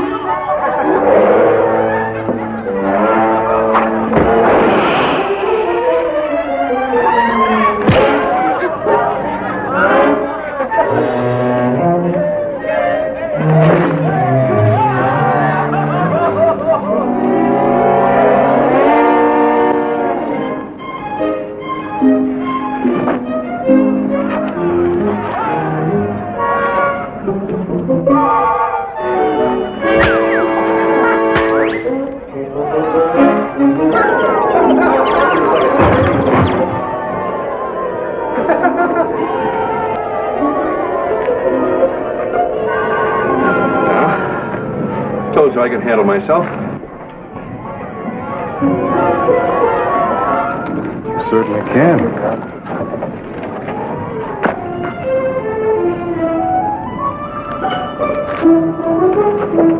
He won't be back. Yes, he will. With a gun.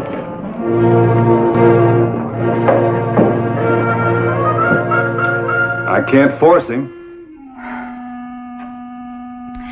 Don't you understand? You'll be killed. Not till the picture's finished. What if he's armed? Well, if he's armed, I'll accept a collaborator. Stuart, listen. Is that all you can think about, a piece of canvas? It's very important to me. Isn't it important to you? Well, not enough to get you killed. Oh, it's all my fault. If I hadn't let you talk me into posing I wouldn't for have missed this for anything, Lucy. Lucy. Well, when can I see it? Well, before long. Do you think it's good? Well, now, you're going to have to tell me that. If it is good, will it be partly on account of me? Mostly on account of you. You've been a real inspiration. Wish I believed you meant that. I do mean it. You still don't understand what a rare girl you are. You said that before. Rare. It's true. The pigmentation, the highlights. Highlights? You see, when the light changes across your face, Lucy, are you in love with that clod? No. I never have been. I guess I was just lonely. I could paint you many times if you were in St. Louis. Well, I could get a job there. Maybe. You'd have a job. As my wife. If you'd have me.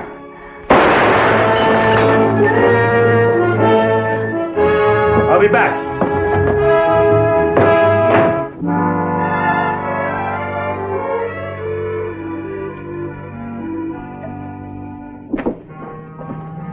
Boyd, behave yourself. I don't want you, Vint. I want him. He's busy. I'm going inside. Boyd, I want you to go on home. I don't want to have to hurt you.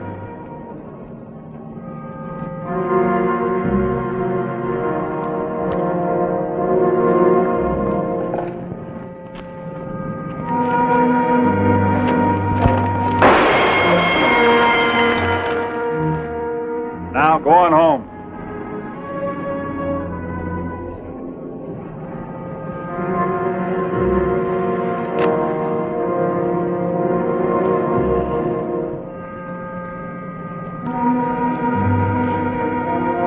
Ladies and gentlemen, on behalf of the patrons of the Sudden Dollar, we give you this token of civic betterment, the Princess of the West, painted by hand by Mr. Stuart Woolsey.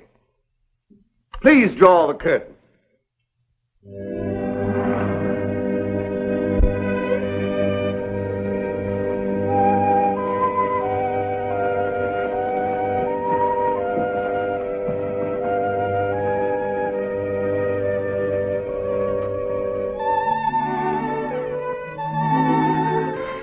Vint, there ain't a thing wrong with that picture.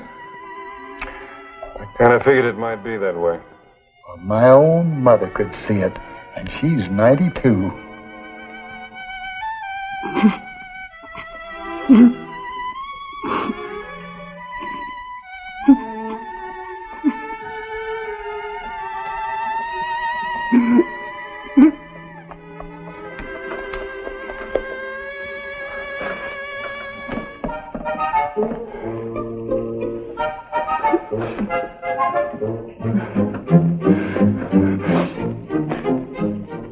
Lucy and Woolsey did like the storybooks tell. They lived happily ever after. And of course, you see pictures of her everywhere. Look for them if you're in the right saloons. You might enjoy them.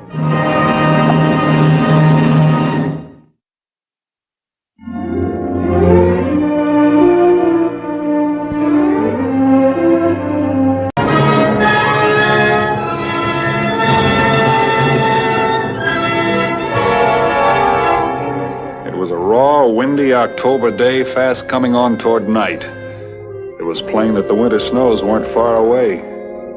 I couldn't help thinking how good a nice hot cup of coffee would taste. Well, I know we've been on the trail 3 days, but sitting here ain't getting the job done. Yours can't be too far off now.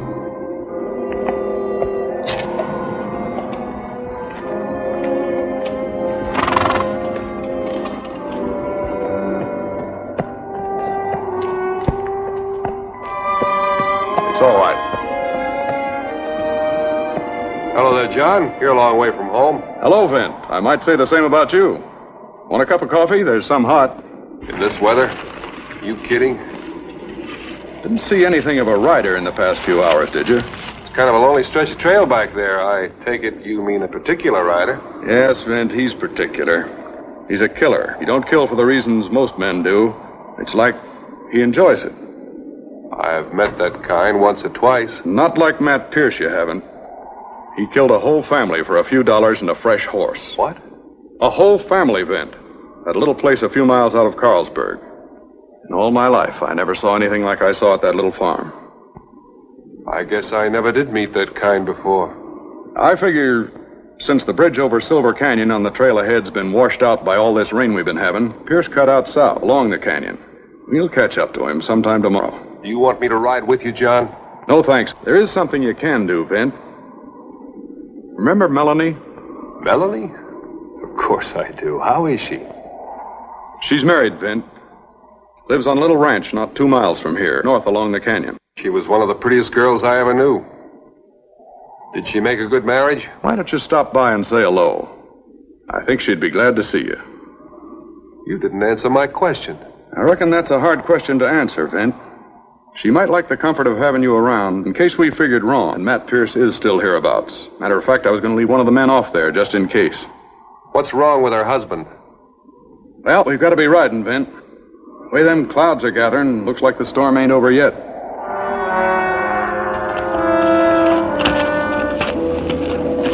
So long, Vint.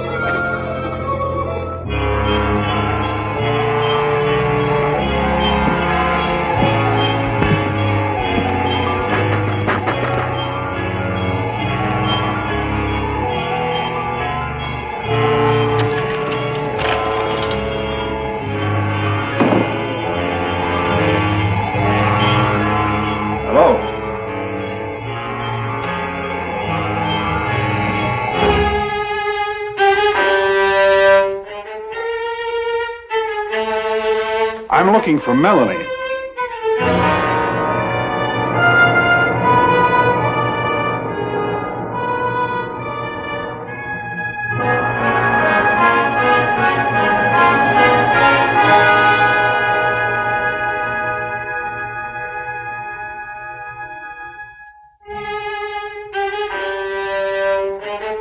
Melanie? Melanie?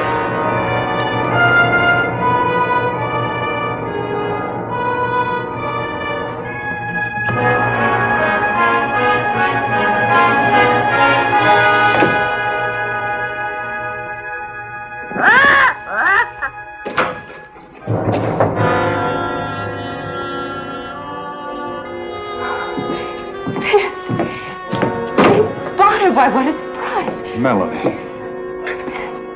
It's been so long, Vin. 5 years. How have you been? Just fine, thanks. And you? Fine. I was down at the barn, putting stock away. Looks like rainstorm's coming up. More like a thunderstorm. Should strike any minute. The last time I heard about you, you were in Arizona. Guess I haven't got any roots. I know. I ran into Sheriff Bronson from over at Carlsberg. He told me you lived over here, and I just thought I'd drop by and say hello. Yes, the sheriff was by here earlier. In fact, when I saw your horse outside, I was worried that you might be... Matt Pierce.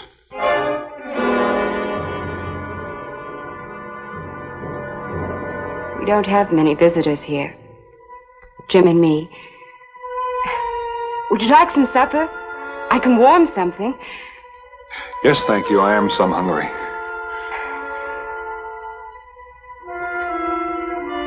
He's my husband. What's wrong with him? He's paralyzed.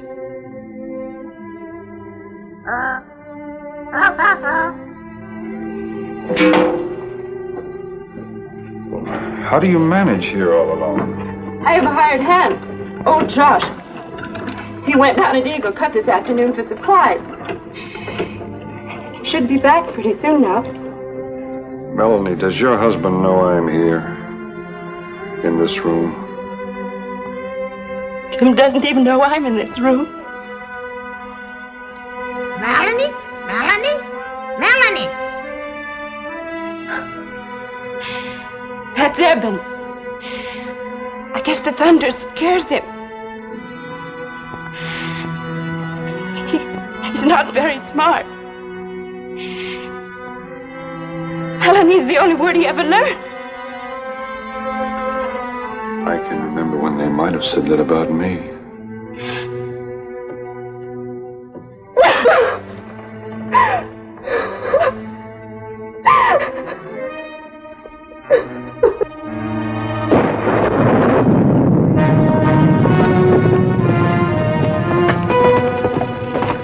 Come on, Junie, come on. What's the matter with you?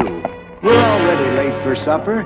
Melanie will be turning in before we get there. Come on, come on.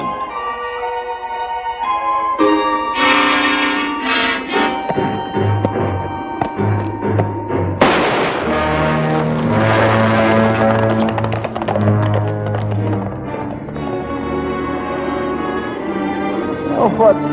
Anybody want to go and do a thing like that for Junie?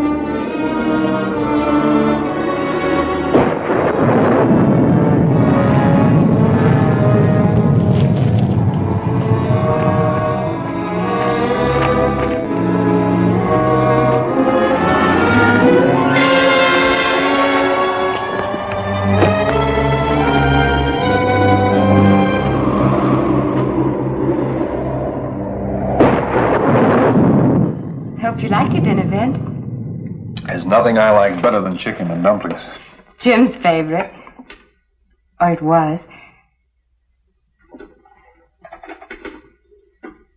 Jim wasn't always the way he is now, Vint. He used to be strong, like you.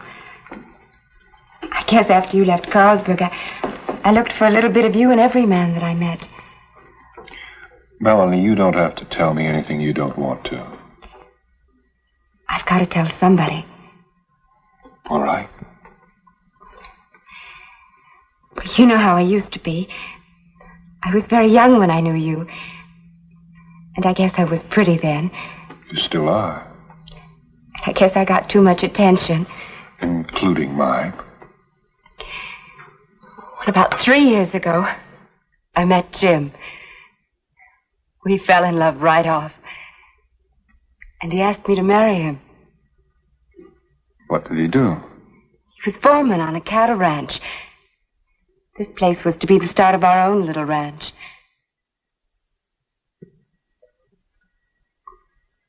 Then I ruined everything for us. How could you do that? Jim went out of town. He was to be gone about a week. Fellow I used to know asked me to the Saturday night dance. You know me, I never could turn down a dance. I remember. Well, we hadn't been there very long. He'd had too much to drink, like he always did. I asked him to take me home. When we got outside... No, Melanie, you ain't serious about leaving the dance. We just barely got here. Charlie. I asked you to take me home. Why? Because I've been drinking? That didn't used to bother you so much. You know things aren't the same anymore, Charlie. No, I guess they're not. Little Melanie's got herself engaged to a big, strong cow pusher, Jim Carter. But when he's out of town, Melanie comes back to good old Charlie. I shouldn't have come here with you tonight. Now, please, take me home. All right. I'll take you home.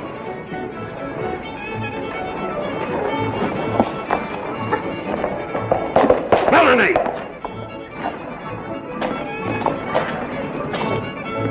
What are you doing here? Nothing at all. I just came for the dance. We didn't mean to rile you, cowboy. Now, did we, Melanie? You ought to know better, Charlie. Melanie, I don't know what to say to you. You're gonna be sorry you did that, cowboy.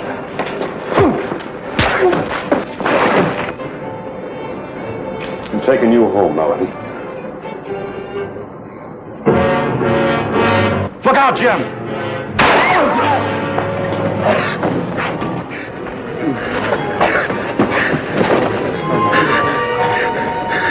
Get away from me. Leave me alone. I can get up by myself. We'll help you, Jim. We'll get you to the doc. We took him to the doctors. But there was nothing old Doc Adams could do. Several weeks passed, and Jim still couldn't move his legs. Doc said that the bullet injured his spine, but that the paralysis was only temporary. It was more of a sickness of his mind than it was of his body. All because of me. Look, blaming yourself isn't going to help.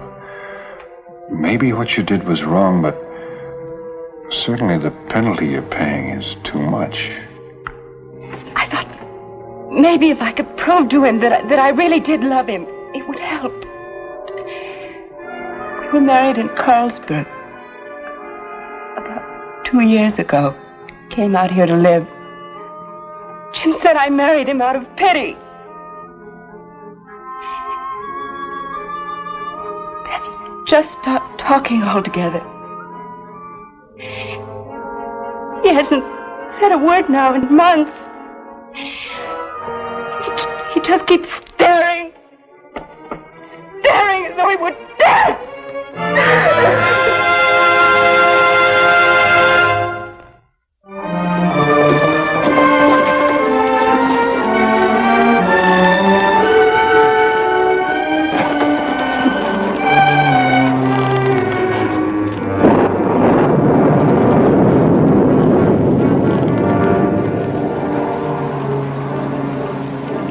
Looks like I got you in here just in time.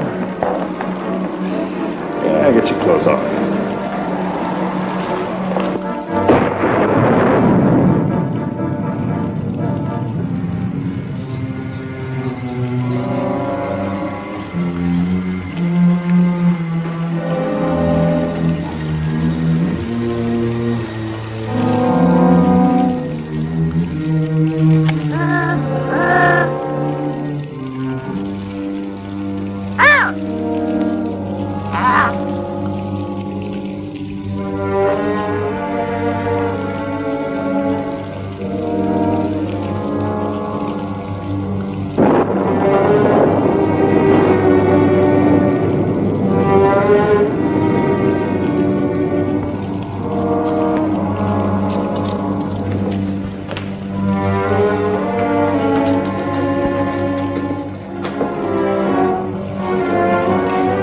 Jim, if you could only hear me. Who are you? What do you want? Well, ma'am, it's storming out. I'm sorry, but you'll have to find someplace else to stay. How come he don't ask me to leave? How come he don't say nothing? He's sick. Yeah?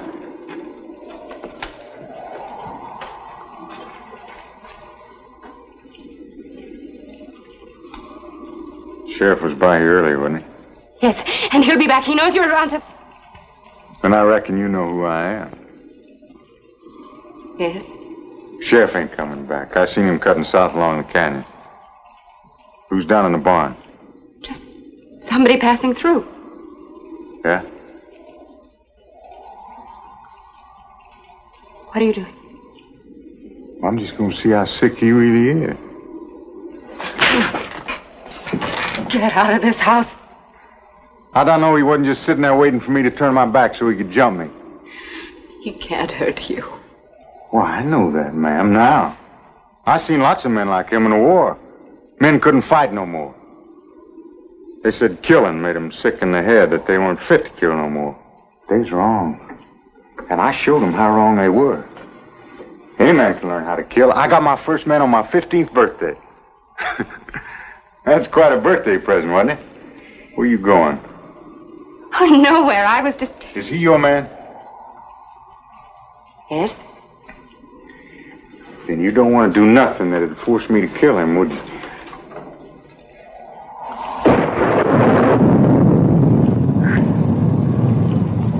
Morning, I'll borrow me a fresh horse. That'd be the last you see of me. But in the meantime, why don't you and me get friendly? Please, don't. Oh, no, now, who's gonna know? That half a man sitting there like a corpse?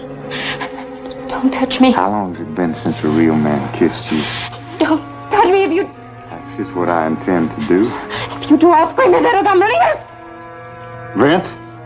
Vint Bonner?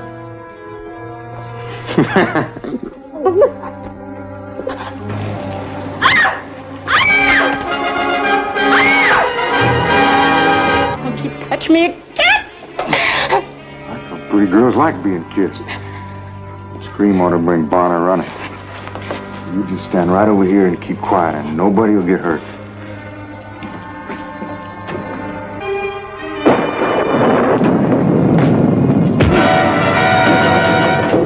Just hold it. All right, now get up. Get up. Get away from him.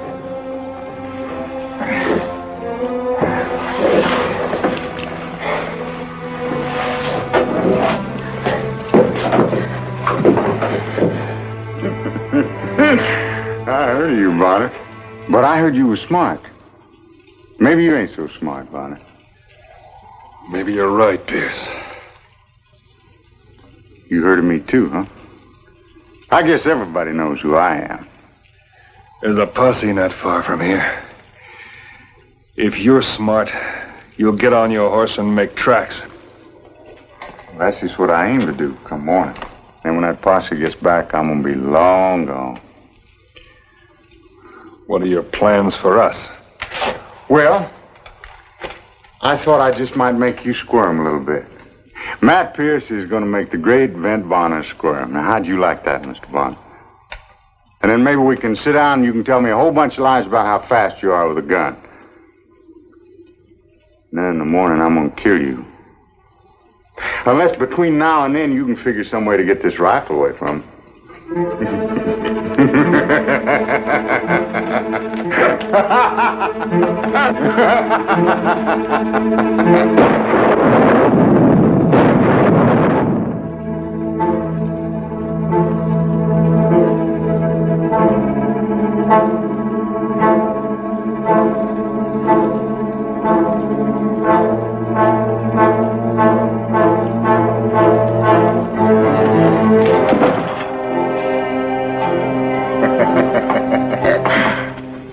I hope you was going to make some coffee.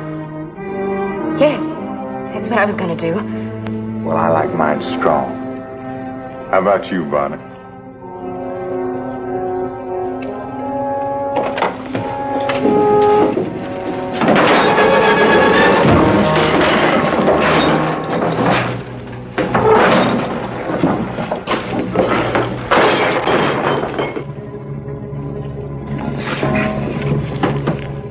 Try something like that once more, and I won't wait till morning to kill you.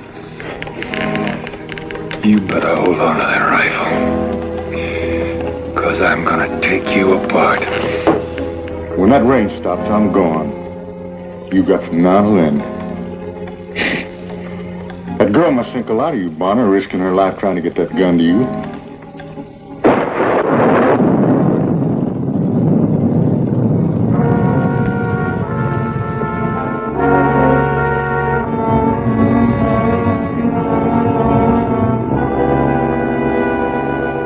Flash come, Bonnie.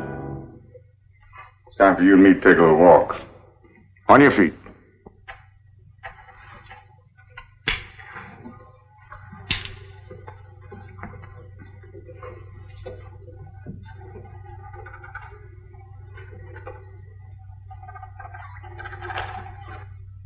Melanie, Melanie.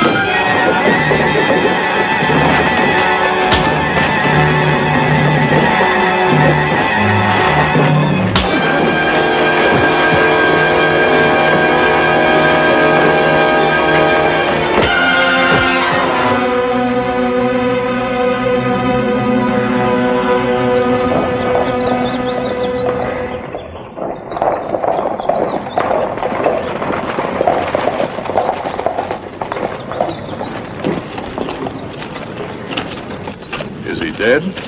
No. He'll live. Load him up, boys. We're on our way back to Carlsberg. I never thought we'd take him back alive. What brought you back this way, Sheriff? Flash flood south. We knew he couldn't have got through that way, so we doubled back. I'm sorry to say we found the body of old Josh by the trail, not far back. Oh. Morning, Sheriff.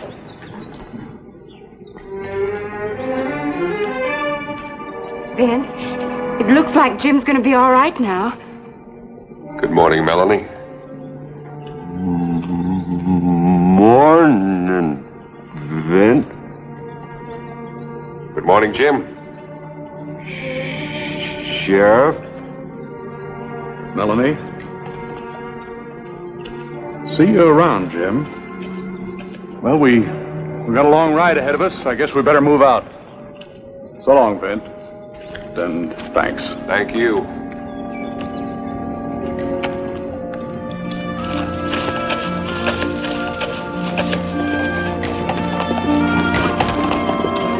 Melody? Jim, I'm sorry to have to tell you this, but Sheriff found old Josh's body on the trail. He's dead. Oh, Vint. Everything's going to be all right now, Melanie.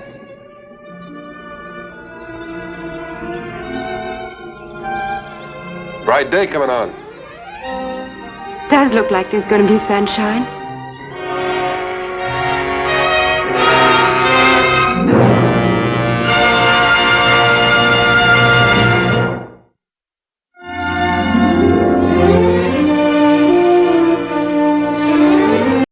Ghost Town's a peaceful enough place to spend the night, but this one wasn't always peaceful. It used to be the toughest town in the territory. It still had a kind of a feeling about it.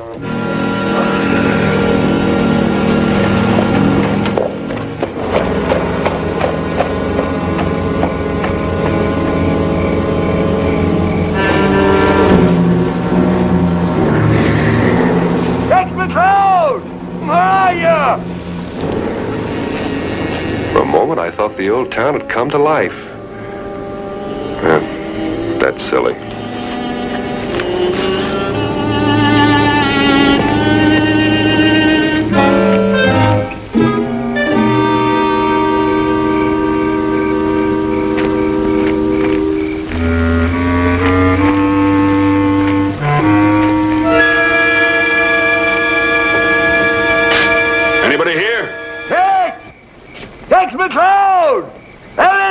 Jim, where are you?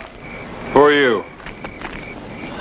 Tex, Hey, you ain't Tex McCloud.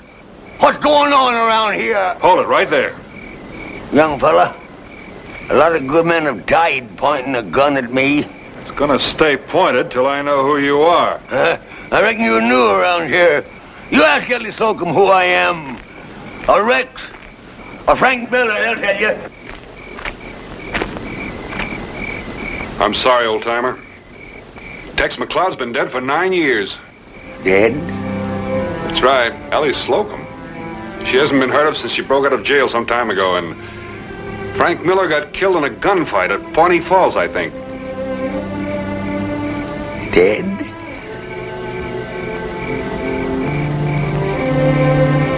All dead. That's right.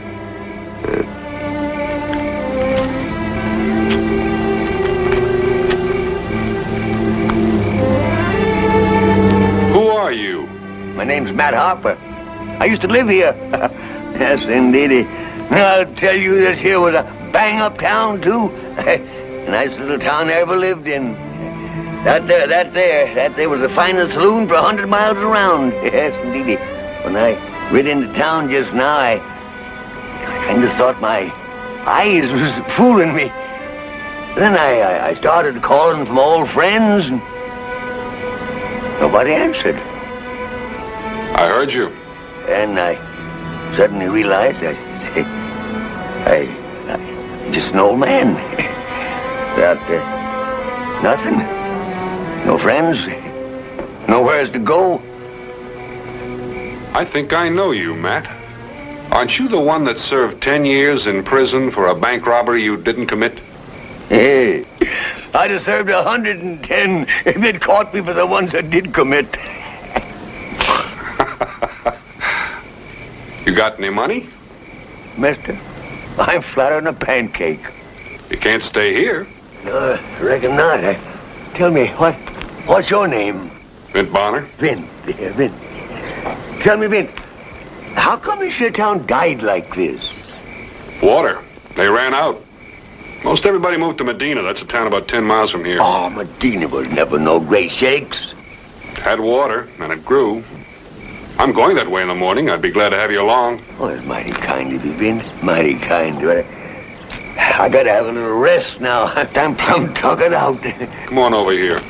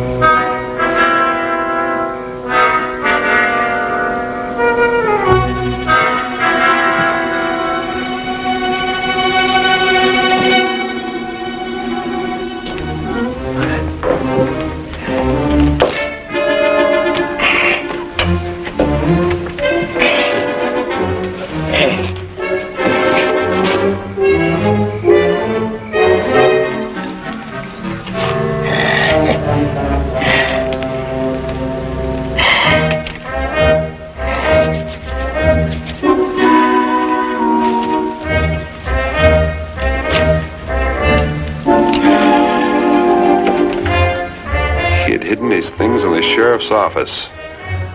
What do you think of that?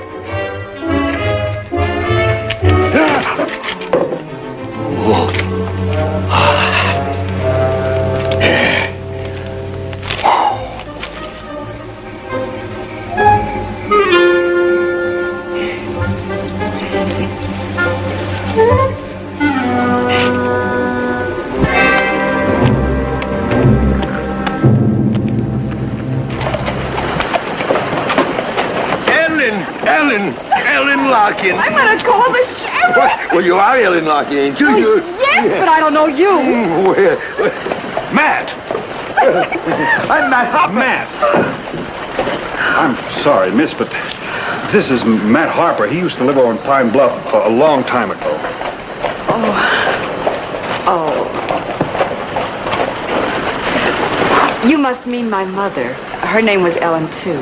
Well, I'll tell you one thing, by jingles. You're just as pretty as your ma. Prettier. You see? No harm done. Of course. I'm sorry I was so angry, Mr. Bonner, my name. Vint Bonner. Mr. Bonner. Well, I've got to get off to work. Yeah. Jingles, town's changed some, ain't it? Things do, Matt. Yeah. Sidewinders don't change none, though. They never do. Well, come on, I'll buy you some grub. Oh, thank you. I sure could use some.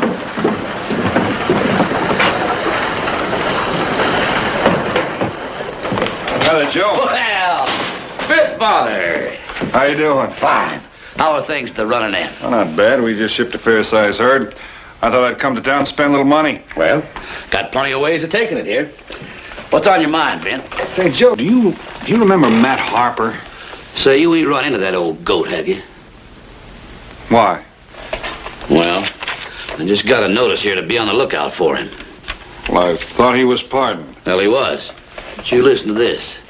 The governor just signed a bill paying him $3,000 indemnity.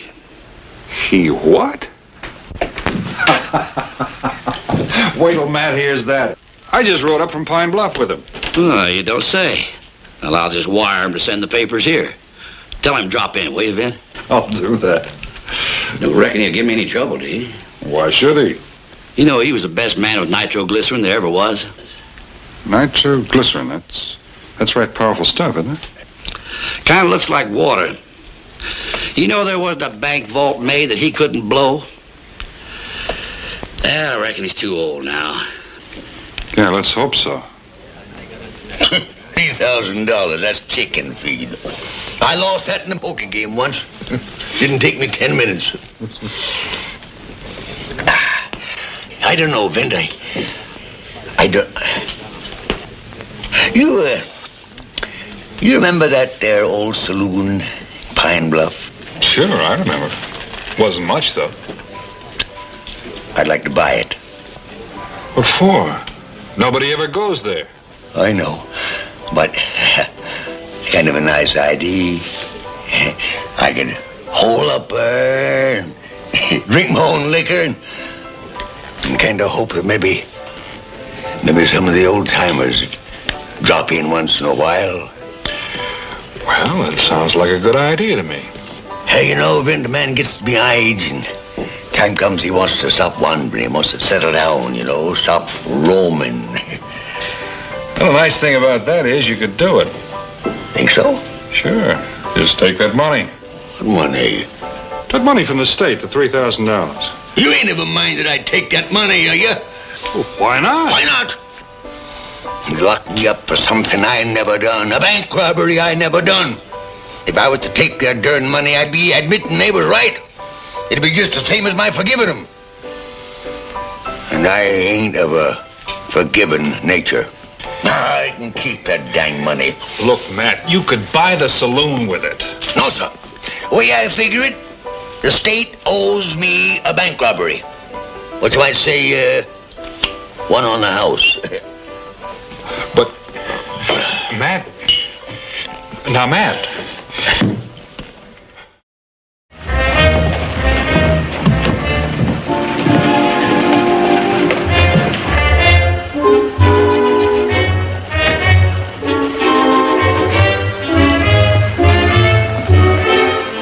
He sure knew where he was heading. Straight into the bank. Hello there. Hello. I saw Matt come this way. I thought I better come along. He's trying to get a loan. Yeah, that's what I was afraid he might be doing. He's such a nice old man. You know, it's hard to believe he was ever an outlaw. Yeah. I'll go over and help him. You're worried about him, aren't you? You know, I'll bet you're the only friend he has. That may be true. Of course, I'm not sure he needs one. Excuse me. Impossible. No bank would make such a loan. Yeah, that's kind of what I figured. Hi, Matt. Well, hello there, Vint. Mr. I Taylor. just been discussing getting that loan to fix up the saloon I was telling you about. Fix up a saloon? You've been trying to get money out of the bank without any security. Well, that's been done. Look, Mr. Taylor, would $3,000 be enough to buy the old saloon and fix it up and stock it? Well, yes, that would do it, but hardly be worth the investment. Oh, Matt doesn't want much. He just wants to make enough to get by and to kind of retire and see some of his old friends. A bad investment. The bank wants no part of it. Hey, where is he?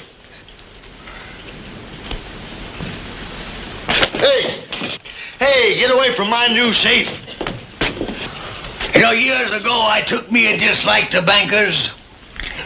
I ain't changed none. I know who you are. Oh, you do you? Well, Now, look, let me tell Matt. you something, mister. Matt, I've let's opened go better back to the boxes than this here thing blindfolded. Let's go back to the I wouldn't hotel. need Put to your be tape measure away. to get into that Just thing. put the tape I could open that thing with a bottle of ketchup. I want to tell you right now. Goodbye, Mr. Taylor. Goodbye, Ellen. I swear to you, Vint, I only went in that there bank to see that feller about getting a loan to buy that saloon. Oh, sure. Then you just tell me what you were doing with that measuring tape. Oh, just force of habit, that's all. I've always been curious about safes. So help me, Matt. If you blow that bank, we are through. Besides, like I said, I figure I got one job owed me. Matt, stay away from that bank. Stay away from all banks. As a matter of fact, stay right here till I get back. All right, I will.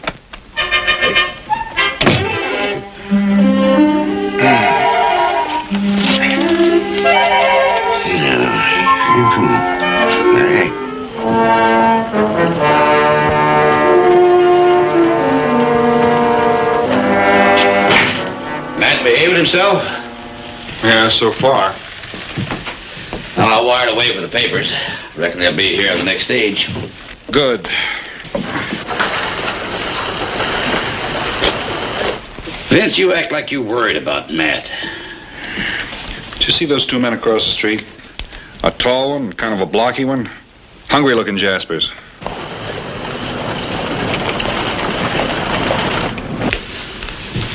Tall one's Floyd Winter. The other one's Russ Cantrell. They were in prison with Matt. Bank robbers. Uh-oh. That's what I was afraid of. Then, what makes you worry about Matt so much? When he was arrested 10 years ago, I was riding deputy sheriff in the posse that arrested him. I helped send him up. And he wasn't guilty. But you didn't judge him? Or convict him? No. But let's just say I figure I owe him something in return. Now, you gotta sign the paper and take the money. No, sir. I ain't forgiving them for making me serve 10 years. Don't you understand? You've gotta take the money. No, sir. Besides, if I took it, it might interfere with some plans of my own. Well, what do you expect me to do with it?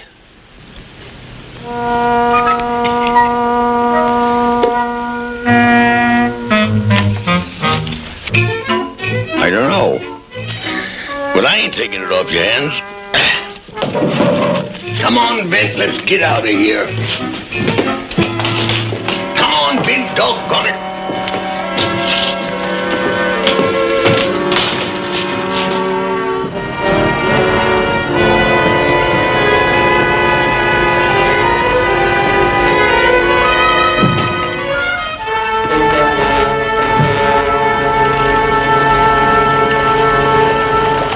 You know those men? Now look, Matt, I got my neck stuck out far enough for you. All right, I know them. They was in prison with me, yes. What are they doing here? Fixing to rob the bank. Oh. Did you throw in with them, or did they throw in with you? Neither. So far. Look, Matt, won't you take the $3,000? Look, I told you how I felt about that money now, All right. Sheriff's got a paper for you to sign. Something you should have signed before you left prison. Here. Oh, I'll sign it. Don't you want to read it? I can't read. But if you say it's all right to sign it, I'll sign it. I'll make my mark. There. Here, take this.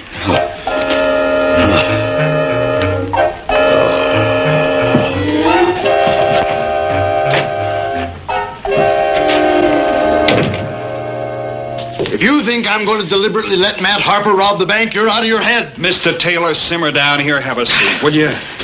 You know, I'm kind of getting it myself, Vince. Well, I think it's a perfectly marvelous idea. Mr. Taylor, Matt's gonna rob your bank anyhow. Now, let me see if I've got this straight. We put Matt's own $3,000 in the safe, and he'll think that he's stealing the bank. No! Bonner, you're trying to use me to ease a bad conscience. You can put the bank money someplace else. I remember the robbery you helped arrest him for. You just tracked him down with a posse. You didn't identify him. None of it was your fault. I want to help him. If he knew I was trying to help him, he wouldn't accept it, just like he won't accept the money from the state. Then, hasn't he recognized you? No, I didn't stick around long. I didn't stay for the trial. I think that's wonderful of you, Vint. The whole idea is ridiculous. Mr. Taylor, he's gonna blow your new safe open anyway. I remember my mother used to say there wasn't a safe he couldn't break open. I've heard enough.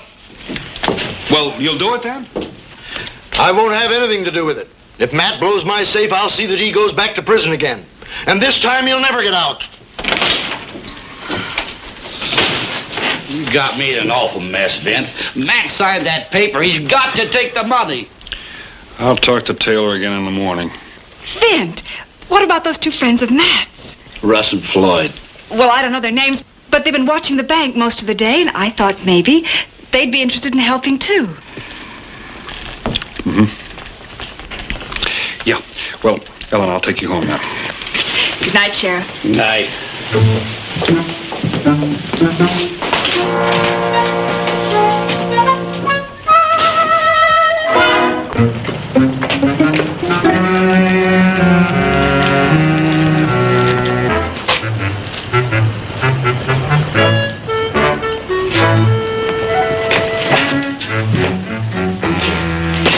Good morning.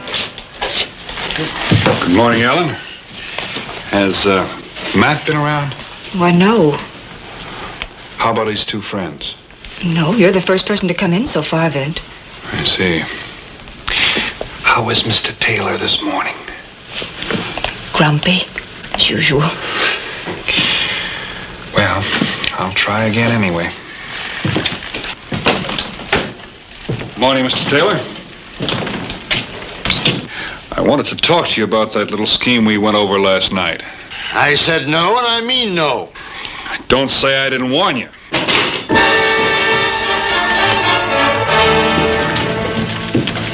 Over to the safe. You and your ideas. Go on, go on. Well, I thought you'd come in with us, Matt. Russ, get over there and help Floyd. Get into that safe. Go on. Go on, get in there. Hey, who you pointing that gun at, Matt? I told you two fellas to keep out of my bank, didn't I? Why, you old... We're double-crossed.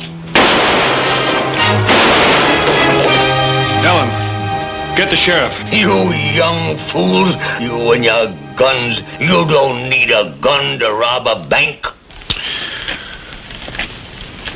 Well, Mr. Taylor, how about our scheme now?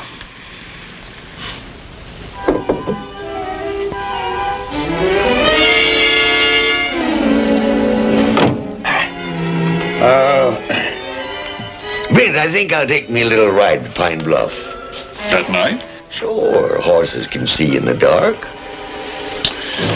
Well, thanks again for helping me today at the bank. Oh, shucks, that wasn't nothing. I don't cotton the gunslingers nohow. Take care of yourself. That's just what I aim to do. Night.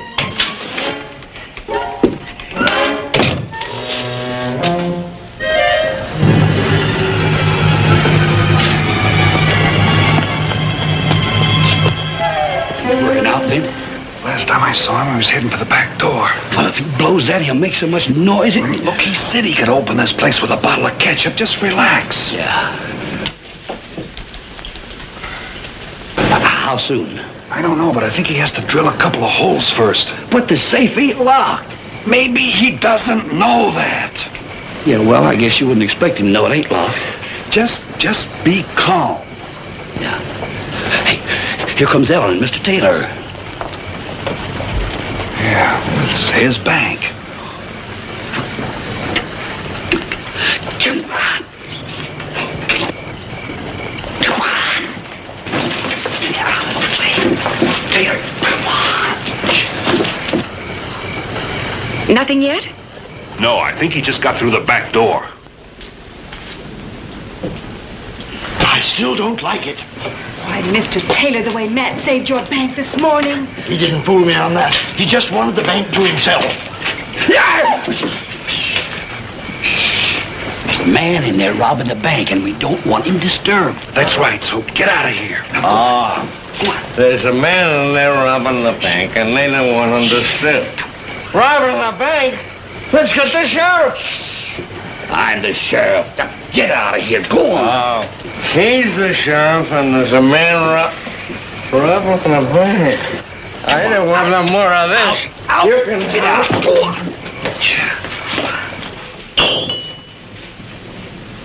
How long does it take him? I don't know. I never robbed a bank before. You sure he won't blow it open? You didn't lock the door, did you? No. All he has to do is turn the handle.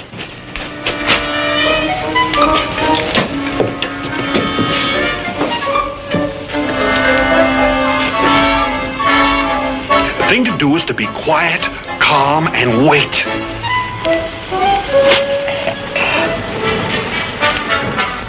I've never been so excited.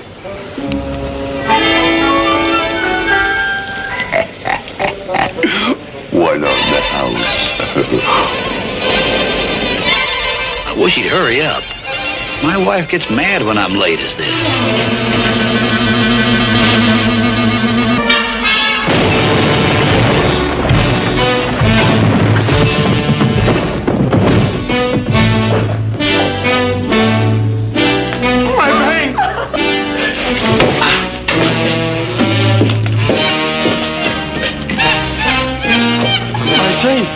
My new safe!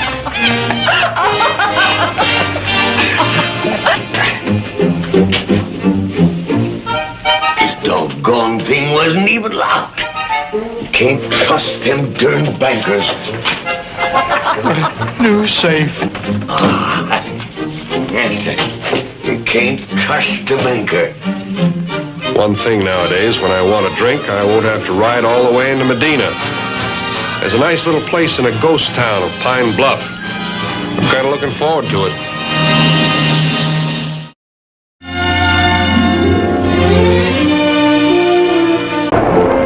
Burning Springs was kind of a refuge for me. It was a quiet little town in the valley. Jeb Lacey, an old friend of mine, had a booming mercantile business there. Also did double duty as town banker. He always had a job for me when I wanted one. There you are, Zeke. They're all yours. Hi, Vint. I'll be with you in a minute. No hurry, Mr. Lacey. That'll be $2 each. Can I give you a hand with those, Zeke? I can handle it. That Zeke's a little scrawny, but he's a good citizen. A little scrawny. Well, how'd you go today? Everything's smooth, no trouble. Good job, as usual. Now, what's on the slate for tomorrow? I got a pouch of $3,000 going up to Oroville in the morning. I'll be here at 6. Vint, you're looking a little peaked. Maybe you better make that 7. I haven't stayed in bed till 7 since I was a yearling, Mr. Lacey. Look, I'm the boss around here. It's an order. 7 o'clock it is. See you then. You're the boss.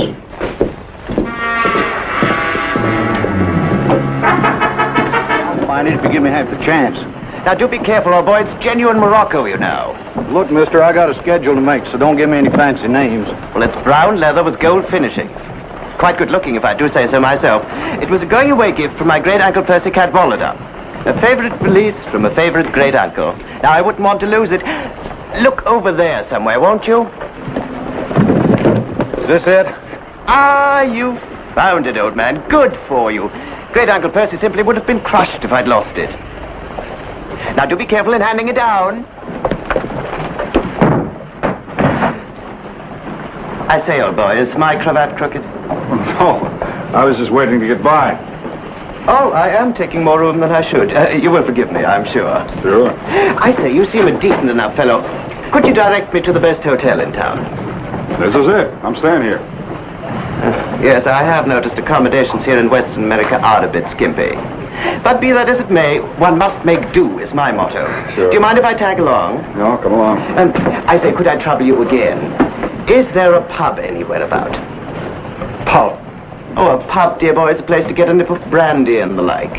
Something to wash this insufferable western dust out of my throat. You mean a saloon? Sure, there's one in the hotel here. Oh, a saloon, is it? Saloon. Well, I expect that will have to do.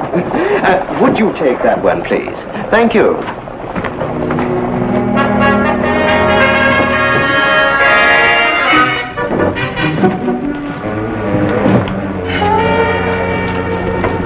I say you've been terribly kind, Mr. Bonner, Vint Bonner. Oh, my name is Archibald Jarrett, the third. The pleasure is distinctly mine, Mr. Bonner. Joe, I get any mail? I say, isn't it a smashing coincidence, Mr. Bonner? I have a Vint in my own family. Oh? It's a second or third cousin on my Aunt Desiree's side. Or is it on my great-uncle Percy's? Well, stunning fellow anyway. Wouldn't it be funny if we were related? That would be funny. Joe! Joe! This man wants a room.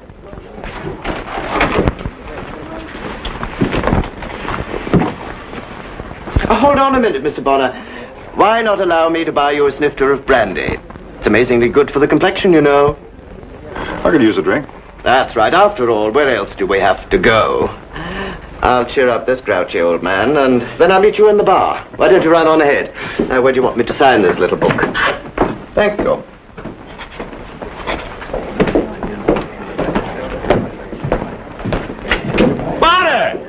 Bonner, you old hound dog, you. Come on over here. Have a drink with me. Hey, bartender, bring over another glass, will you? What, this is the first time I've seen you since Arizona. Yeah, well, I'm just passing through now. Got to pull out in a short while again. Say, you know, the last time I saw you was that time you had me locked up in the ice house in Phoenix. You know, I almost froze my legs off.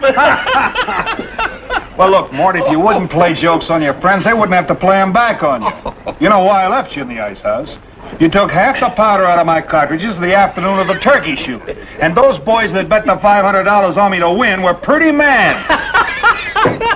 Well, I guess those days are gone forever, huh, Vin? Could be. It was a mite dangerous, but it sure was fun. Sure is good to see you again. You gonna leave right away? Yeah, I'm pulling out in about 10 minutes. Oh. Well, now, Vin, I'll be seeing you again in about 2 years, huh? Don't you take any wooden dollars. I'll take care. Vint, you'll pay for the drinks, huh? Same old Mort.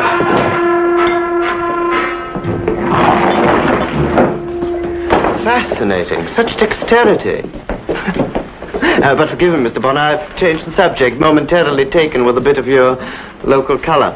As I remember, we were talking about me. Now, before we go on, may I make one humble request? Go right ahead. Please, don't call me a writer. The proper term is journalist. Oh. You see, I'm in your country on an assignment for several British journals, doing a series of articles on the American West's common cowboy. Common cowboy? Well, I'm amazed you chose this section. Nothing very exciting happens around here. Oh, but that's where you're wrong. You see, a true journalist always finds something to write about. Why did you come to Burning Springs? Oh, I hate to admit it, Mr. Bonner. It was the name that intrigued me. Burning Springs. You know, I can't wait to see them. Matter of fact, I'd like to see them myself. How about another? I can take a short one. Bartender, 2 of the same. You know, this colonial brandy is amazingly good. Pretty good. I'm afraid I've been frightfully selfish, old boy. My great-uncle Percy, may he rest in peace, tried admirably to break me of the habit of always talking about myself. Looks like I've gone and done it again. Tell me, Mr. Bonner, what sort of work do you do? Oh, nothing much. I ride for Lacey's Mercantile. I deliver money. Oh, sounds terribly exciting. Matter of fact, it's kind of dull, but I like it. Oh, you're being terribly modest. How about my riding one trip with you on your job? For research, it would make smashingly good reading. Wouldn't do any harm. Can you ride? Oh, now you're joking, old boy. I was equestrian leader at my prep school for 2 years running. Where I come from, that's a jolly good job of work. All right. Tomorrow. That too soon? Oh, perfect. Shall we drink to our adventure together? To the morrow. So the dude's a rider. That's right, old man, but what... Well, then how come I ain't ever heard of you? I do say, old boy, are you sure you know how to read? All right, cowboy, on your way. You just stay out of this common cowboy. It's all right, Mr. Bonner. Let the gentleman proceed. He seems to want some sort of satisfaction. Mr. Jarrett, suppose we have something to eat. I never did like dudes in general, and you in particular. Now, that is a shame. Do you know, sir, you are uncouth. Oh, I ain't couth. I'm as couth as you are.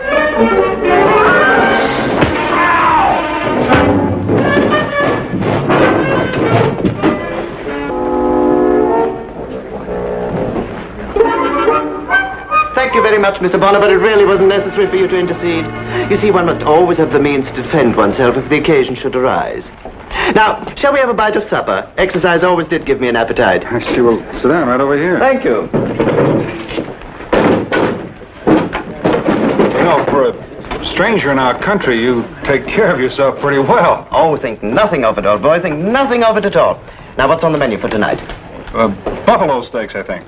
Oh, by Jove, great Uncle Percy would have loved that. Buffalo steak. What are you doing? Oh, taking notes, of course. I don't want to forget a thing. I have a wretched memory. Buffalo steaks. By Jove, what luck.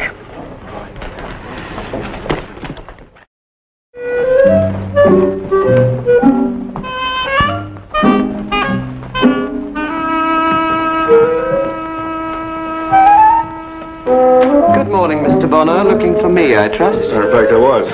Shall we go? Sure.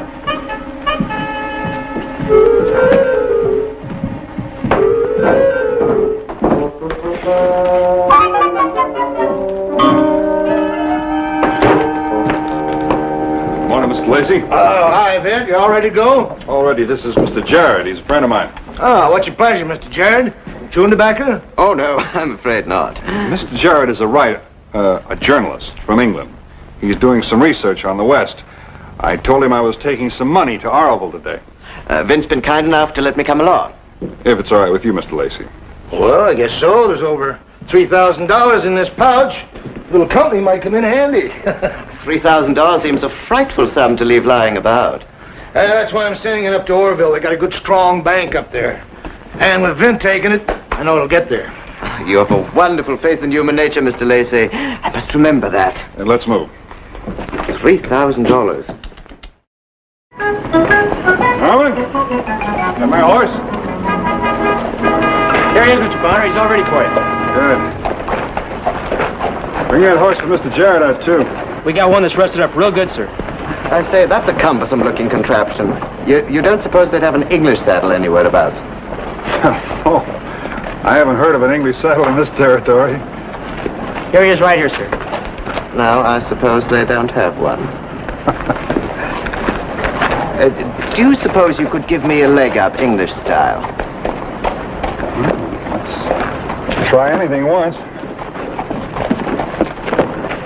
How do you go about it? Just take my ankle. Oh? Thank you. I say, what a frightful waste of leather. Yeah, I suppose so.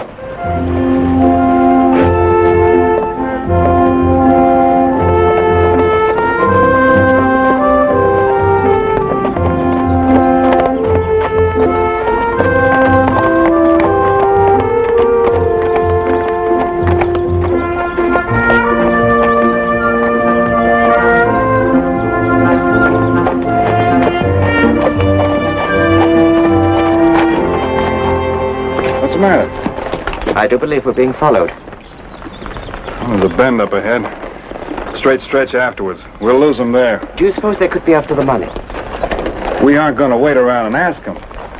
Come on.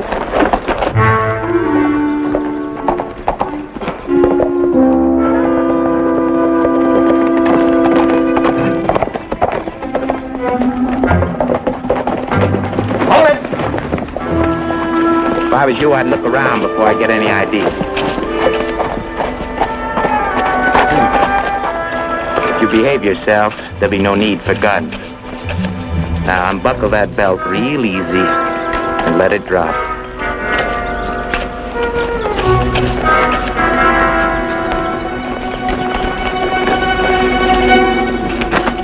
Get down. Not you, Fancy. You'll be going with us. I don't understand. You will. All right, off with your pants and shirt. What is this? Please don't argue, friend. It's not courtesy in front of guests. Hurry it up.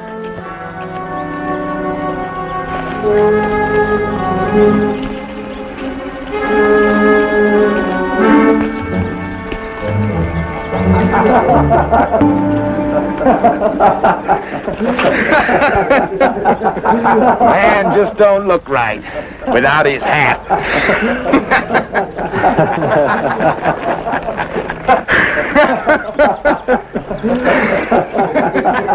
All right, bring Fancy over here.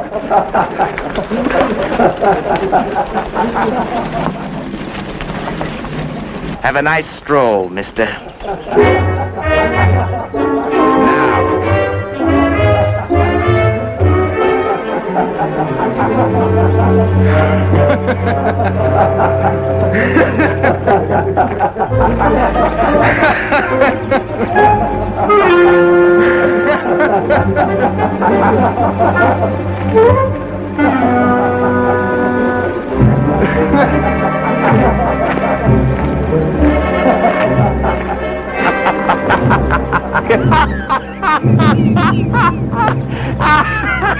This is the biggest joke of the century. I can just see him walking into town, the underwear kid, wearing boots and hat and long johns.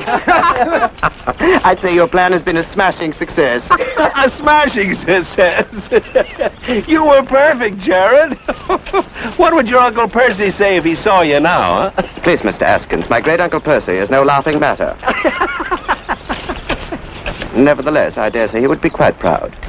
What about the money, boss? Oh, we take it back. I'd hate to be a wet blanket and all that, old man. But despite the fact that you're an old friend of Vint Bonner's, he's going to be very happy if he can tear you to pieces. Thank you for the warning, Jared.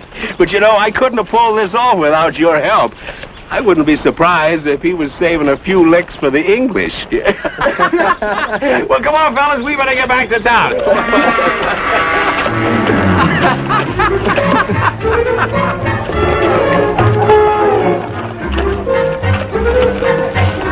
I wouldn't be surprised either. How about it, Jim? All there? Oh, it seems to be. But now, what is all this nonsense, and where's Vint? Well, you see, Vint and me are old friends. We used to work the range together, and we sort of got in the habit of working a practical joke on each other now and then. And you, Jared, were you in on this too? Oh, I wouldn't have missed it at any cost. It was a beautiful, delightful scheme. I do believe it has classic possibilities. You know, Jared and I arranged the whole thing. I saw Vince's horse over at the stable. Now how's he going to get back? He should be walking in at any moment. Yeah, in his underwear. Oh, no.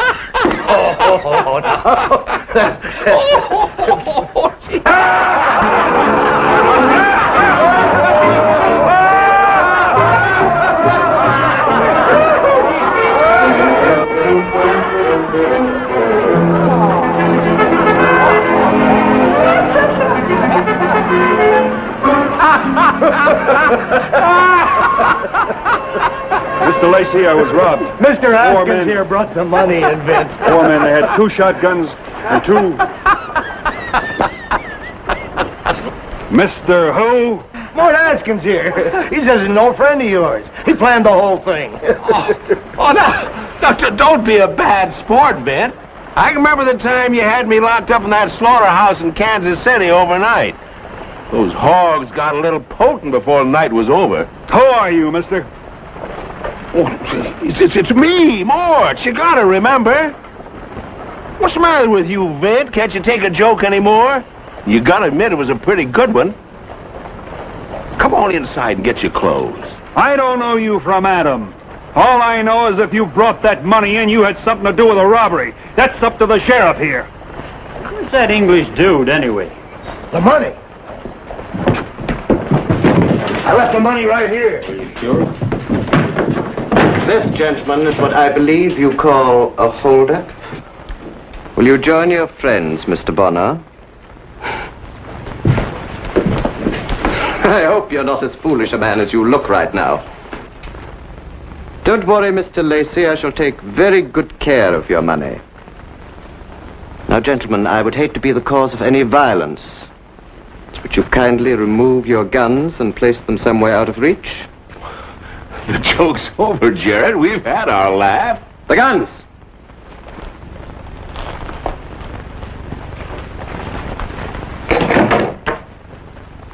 What a warped sense of humor you have, Mr. Askins.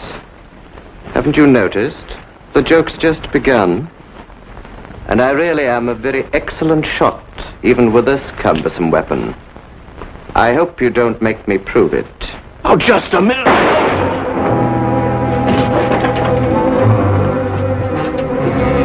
This time, I only took a tuck in your arm. Now, a word of warning to all of you, my friends. I'm no amateur at this sort of thing. My great-uncle Percy taught me the trade quite well. But I have made some unfortunate mistakes, which puts me in a rather difficult position. You see, I have 2 previous convictions in Virginia and 1 in a forlorn place called Boston. I have no intention of getting another. As I understand, they're quite strict here in America with the 4th offender. Isn't that right, Sheriff?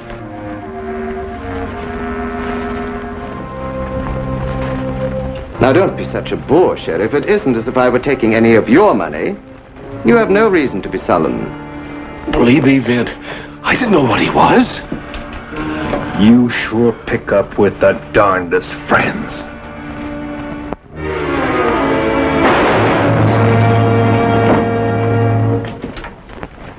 That is a shame. And I thought he was such a good judge of human nature. And to shoot him with his own gun.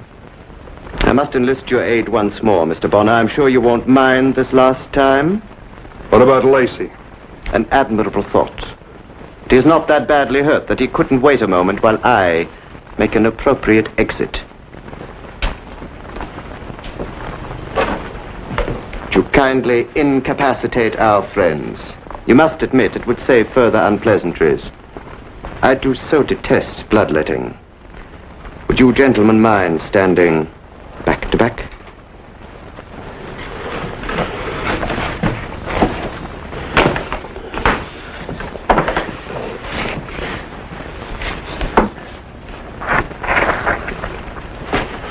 Mr. Bonner, must I remind you that I shall inspect your handiwork?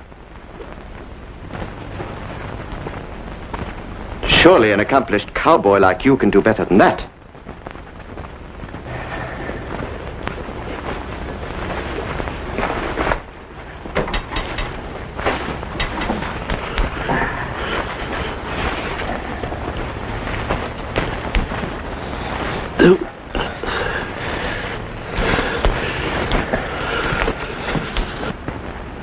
That's better. Mr. Askins, I noticed today that your horse seems to be stronger than mine. I'm sure you won't mind the trade. How far do you think you'll get? Mexico, Canada, China, the South Seas. Possibilities are infinite when one has money.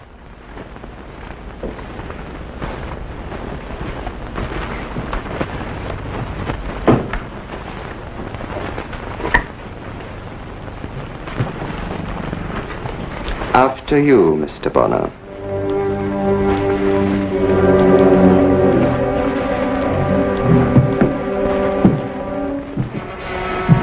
And remember, this gun will be trained on you every moment.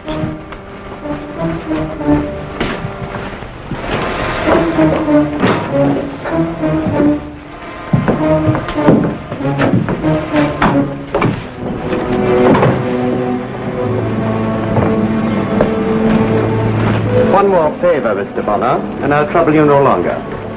You'll give me a leg up as you did before. And Mr. Bonner, I trust you will be discreet and attempt no heroics. I would so dislike putting an unsightly hole through your head. Now make it snappy, old boy. My time for goodbyes has just been slashed to the bone. The reins, please.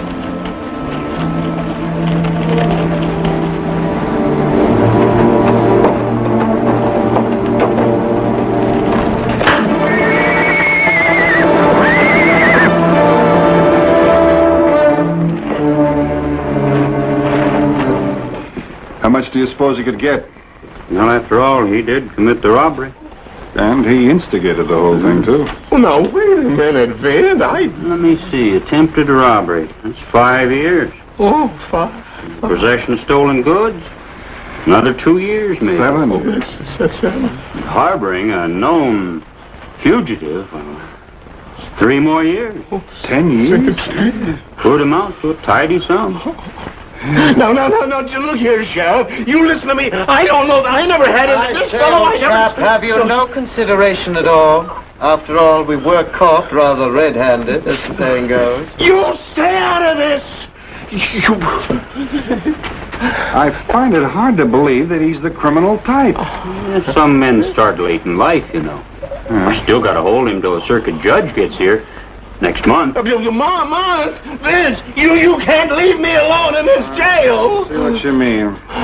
True criminal face, and the temper to match. Yeah, well, don't worry. We know how to take care of his kind. I say, Sheriff, is there any way I can get some peace and quiet in here?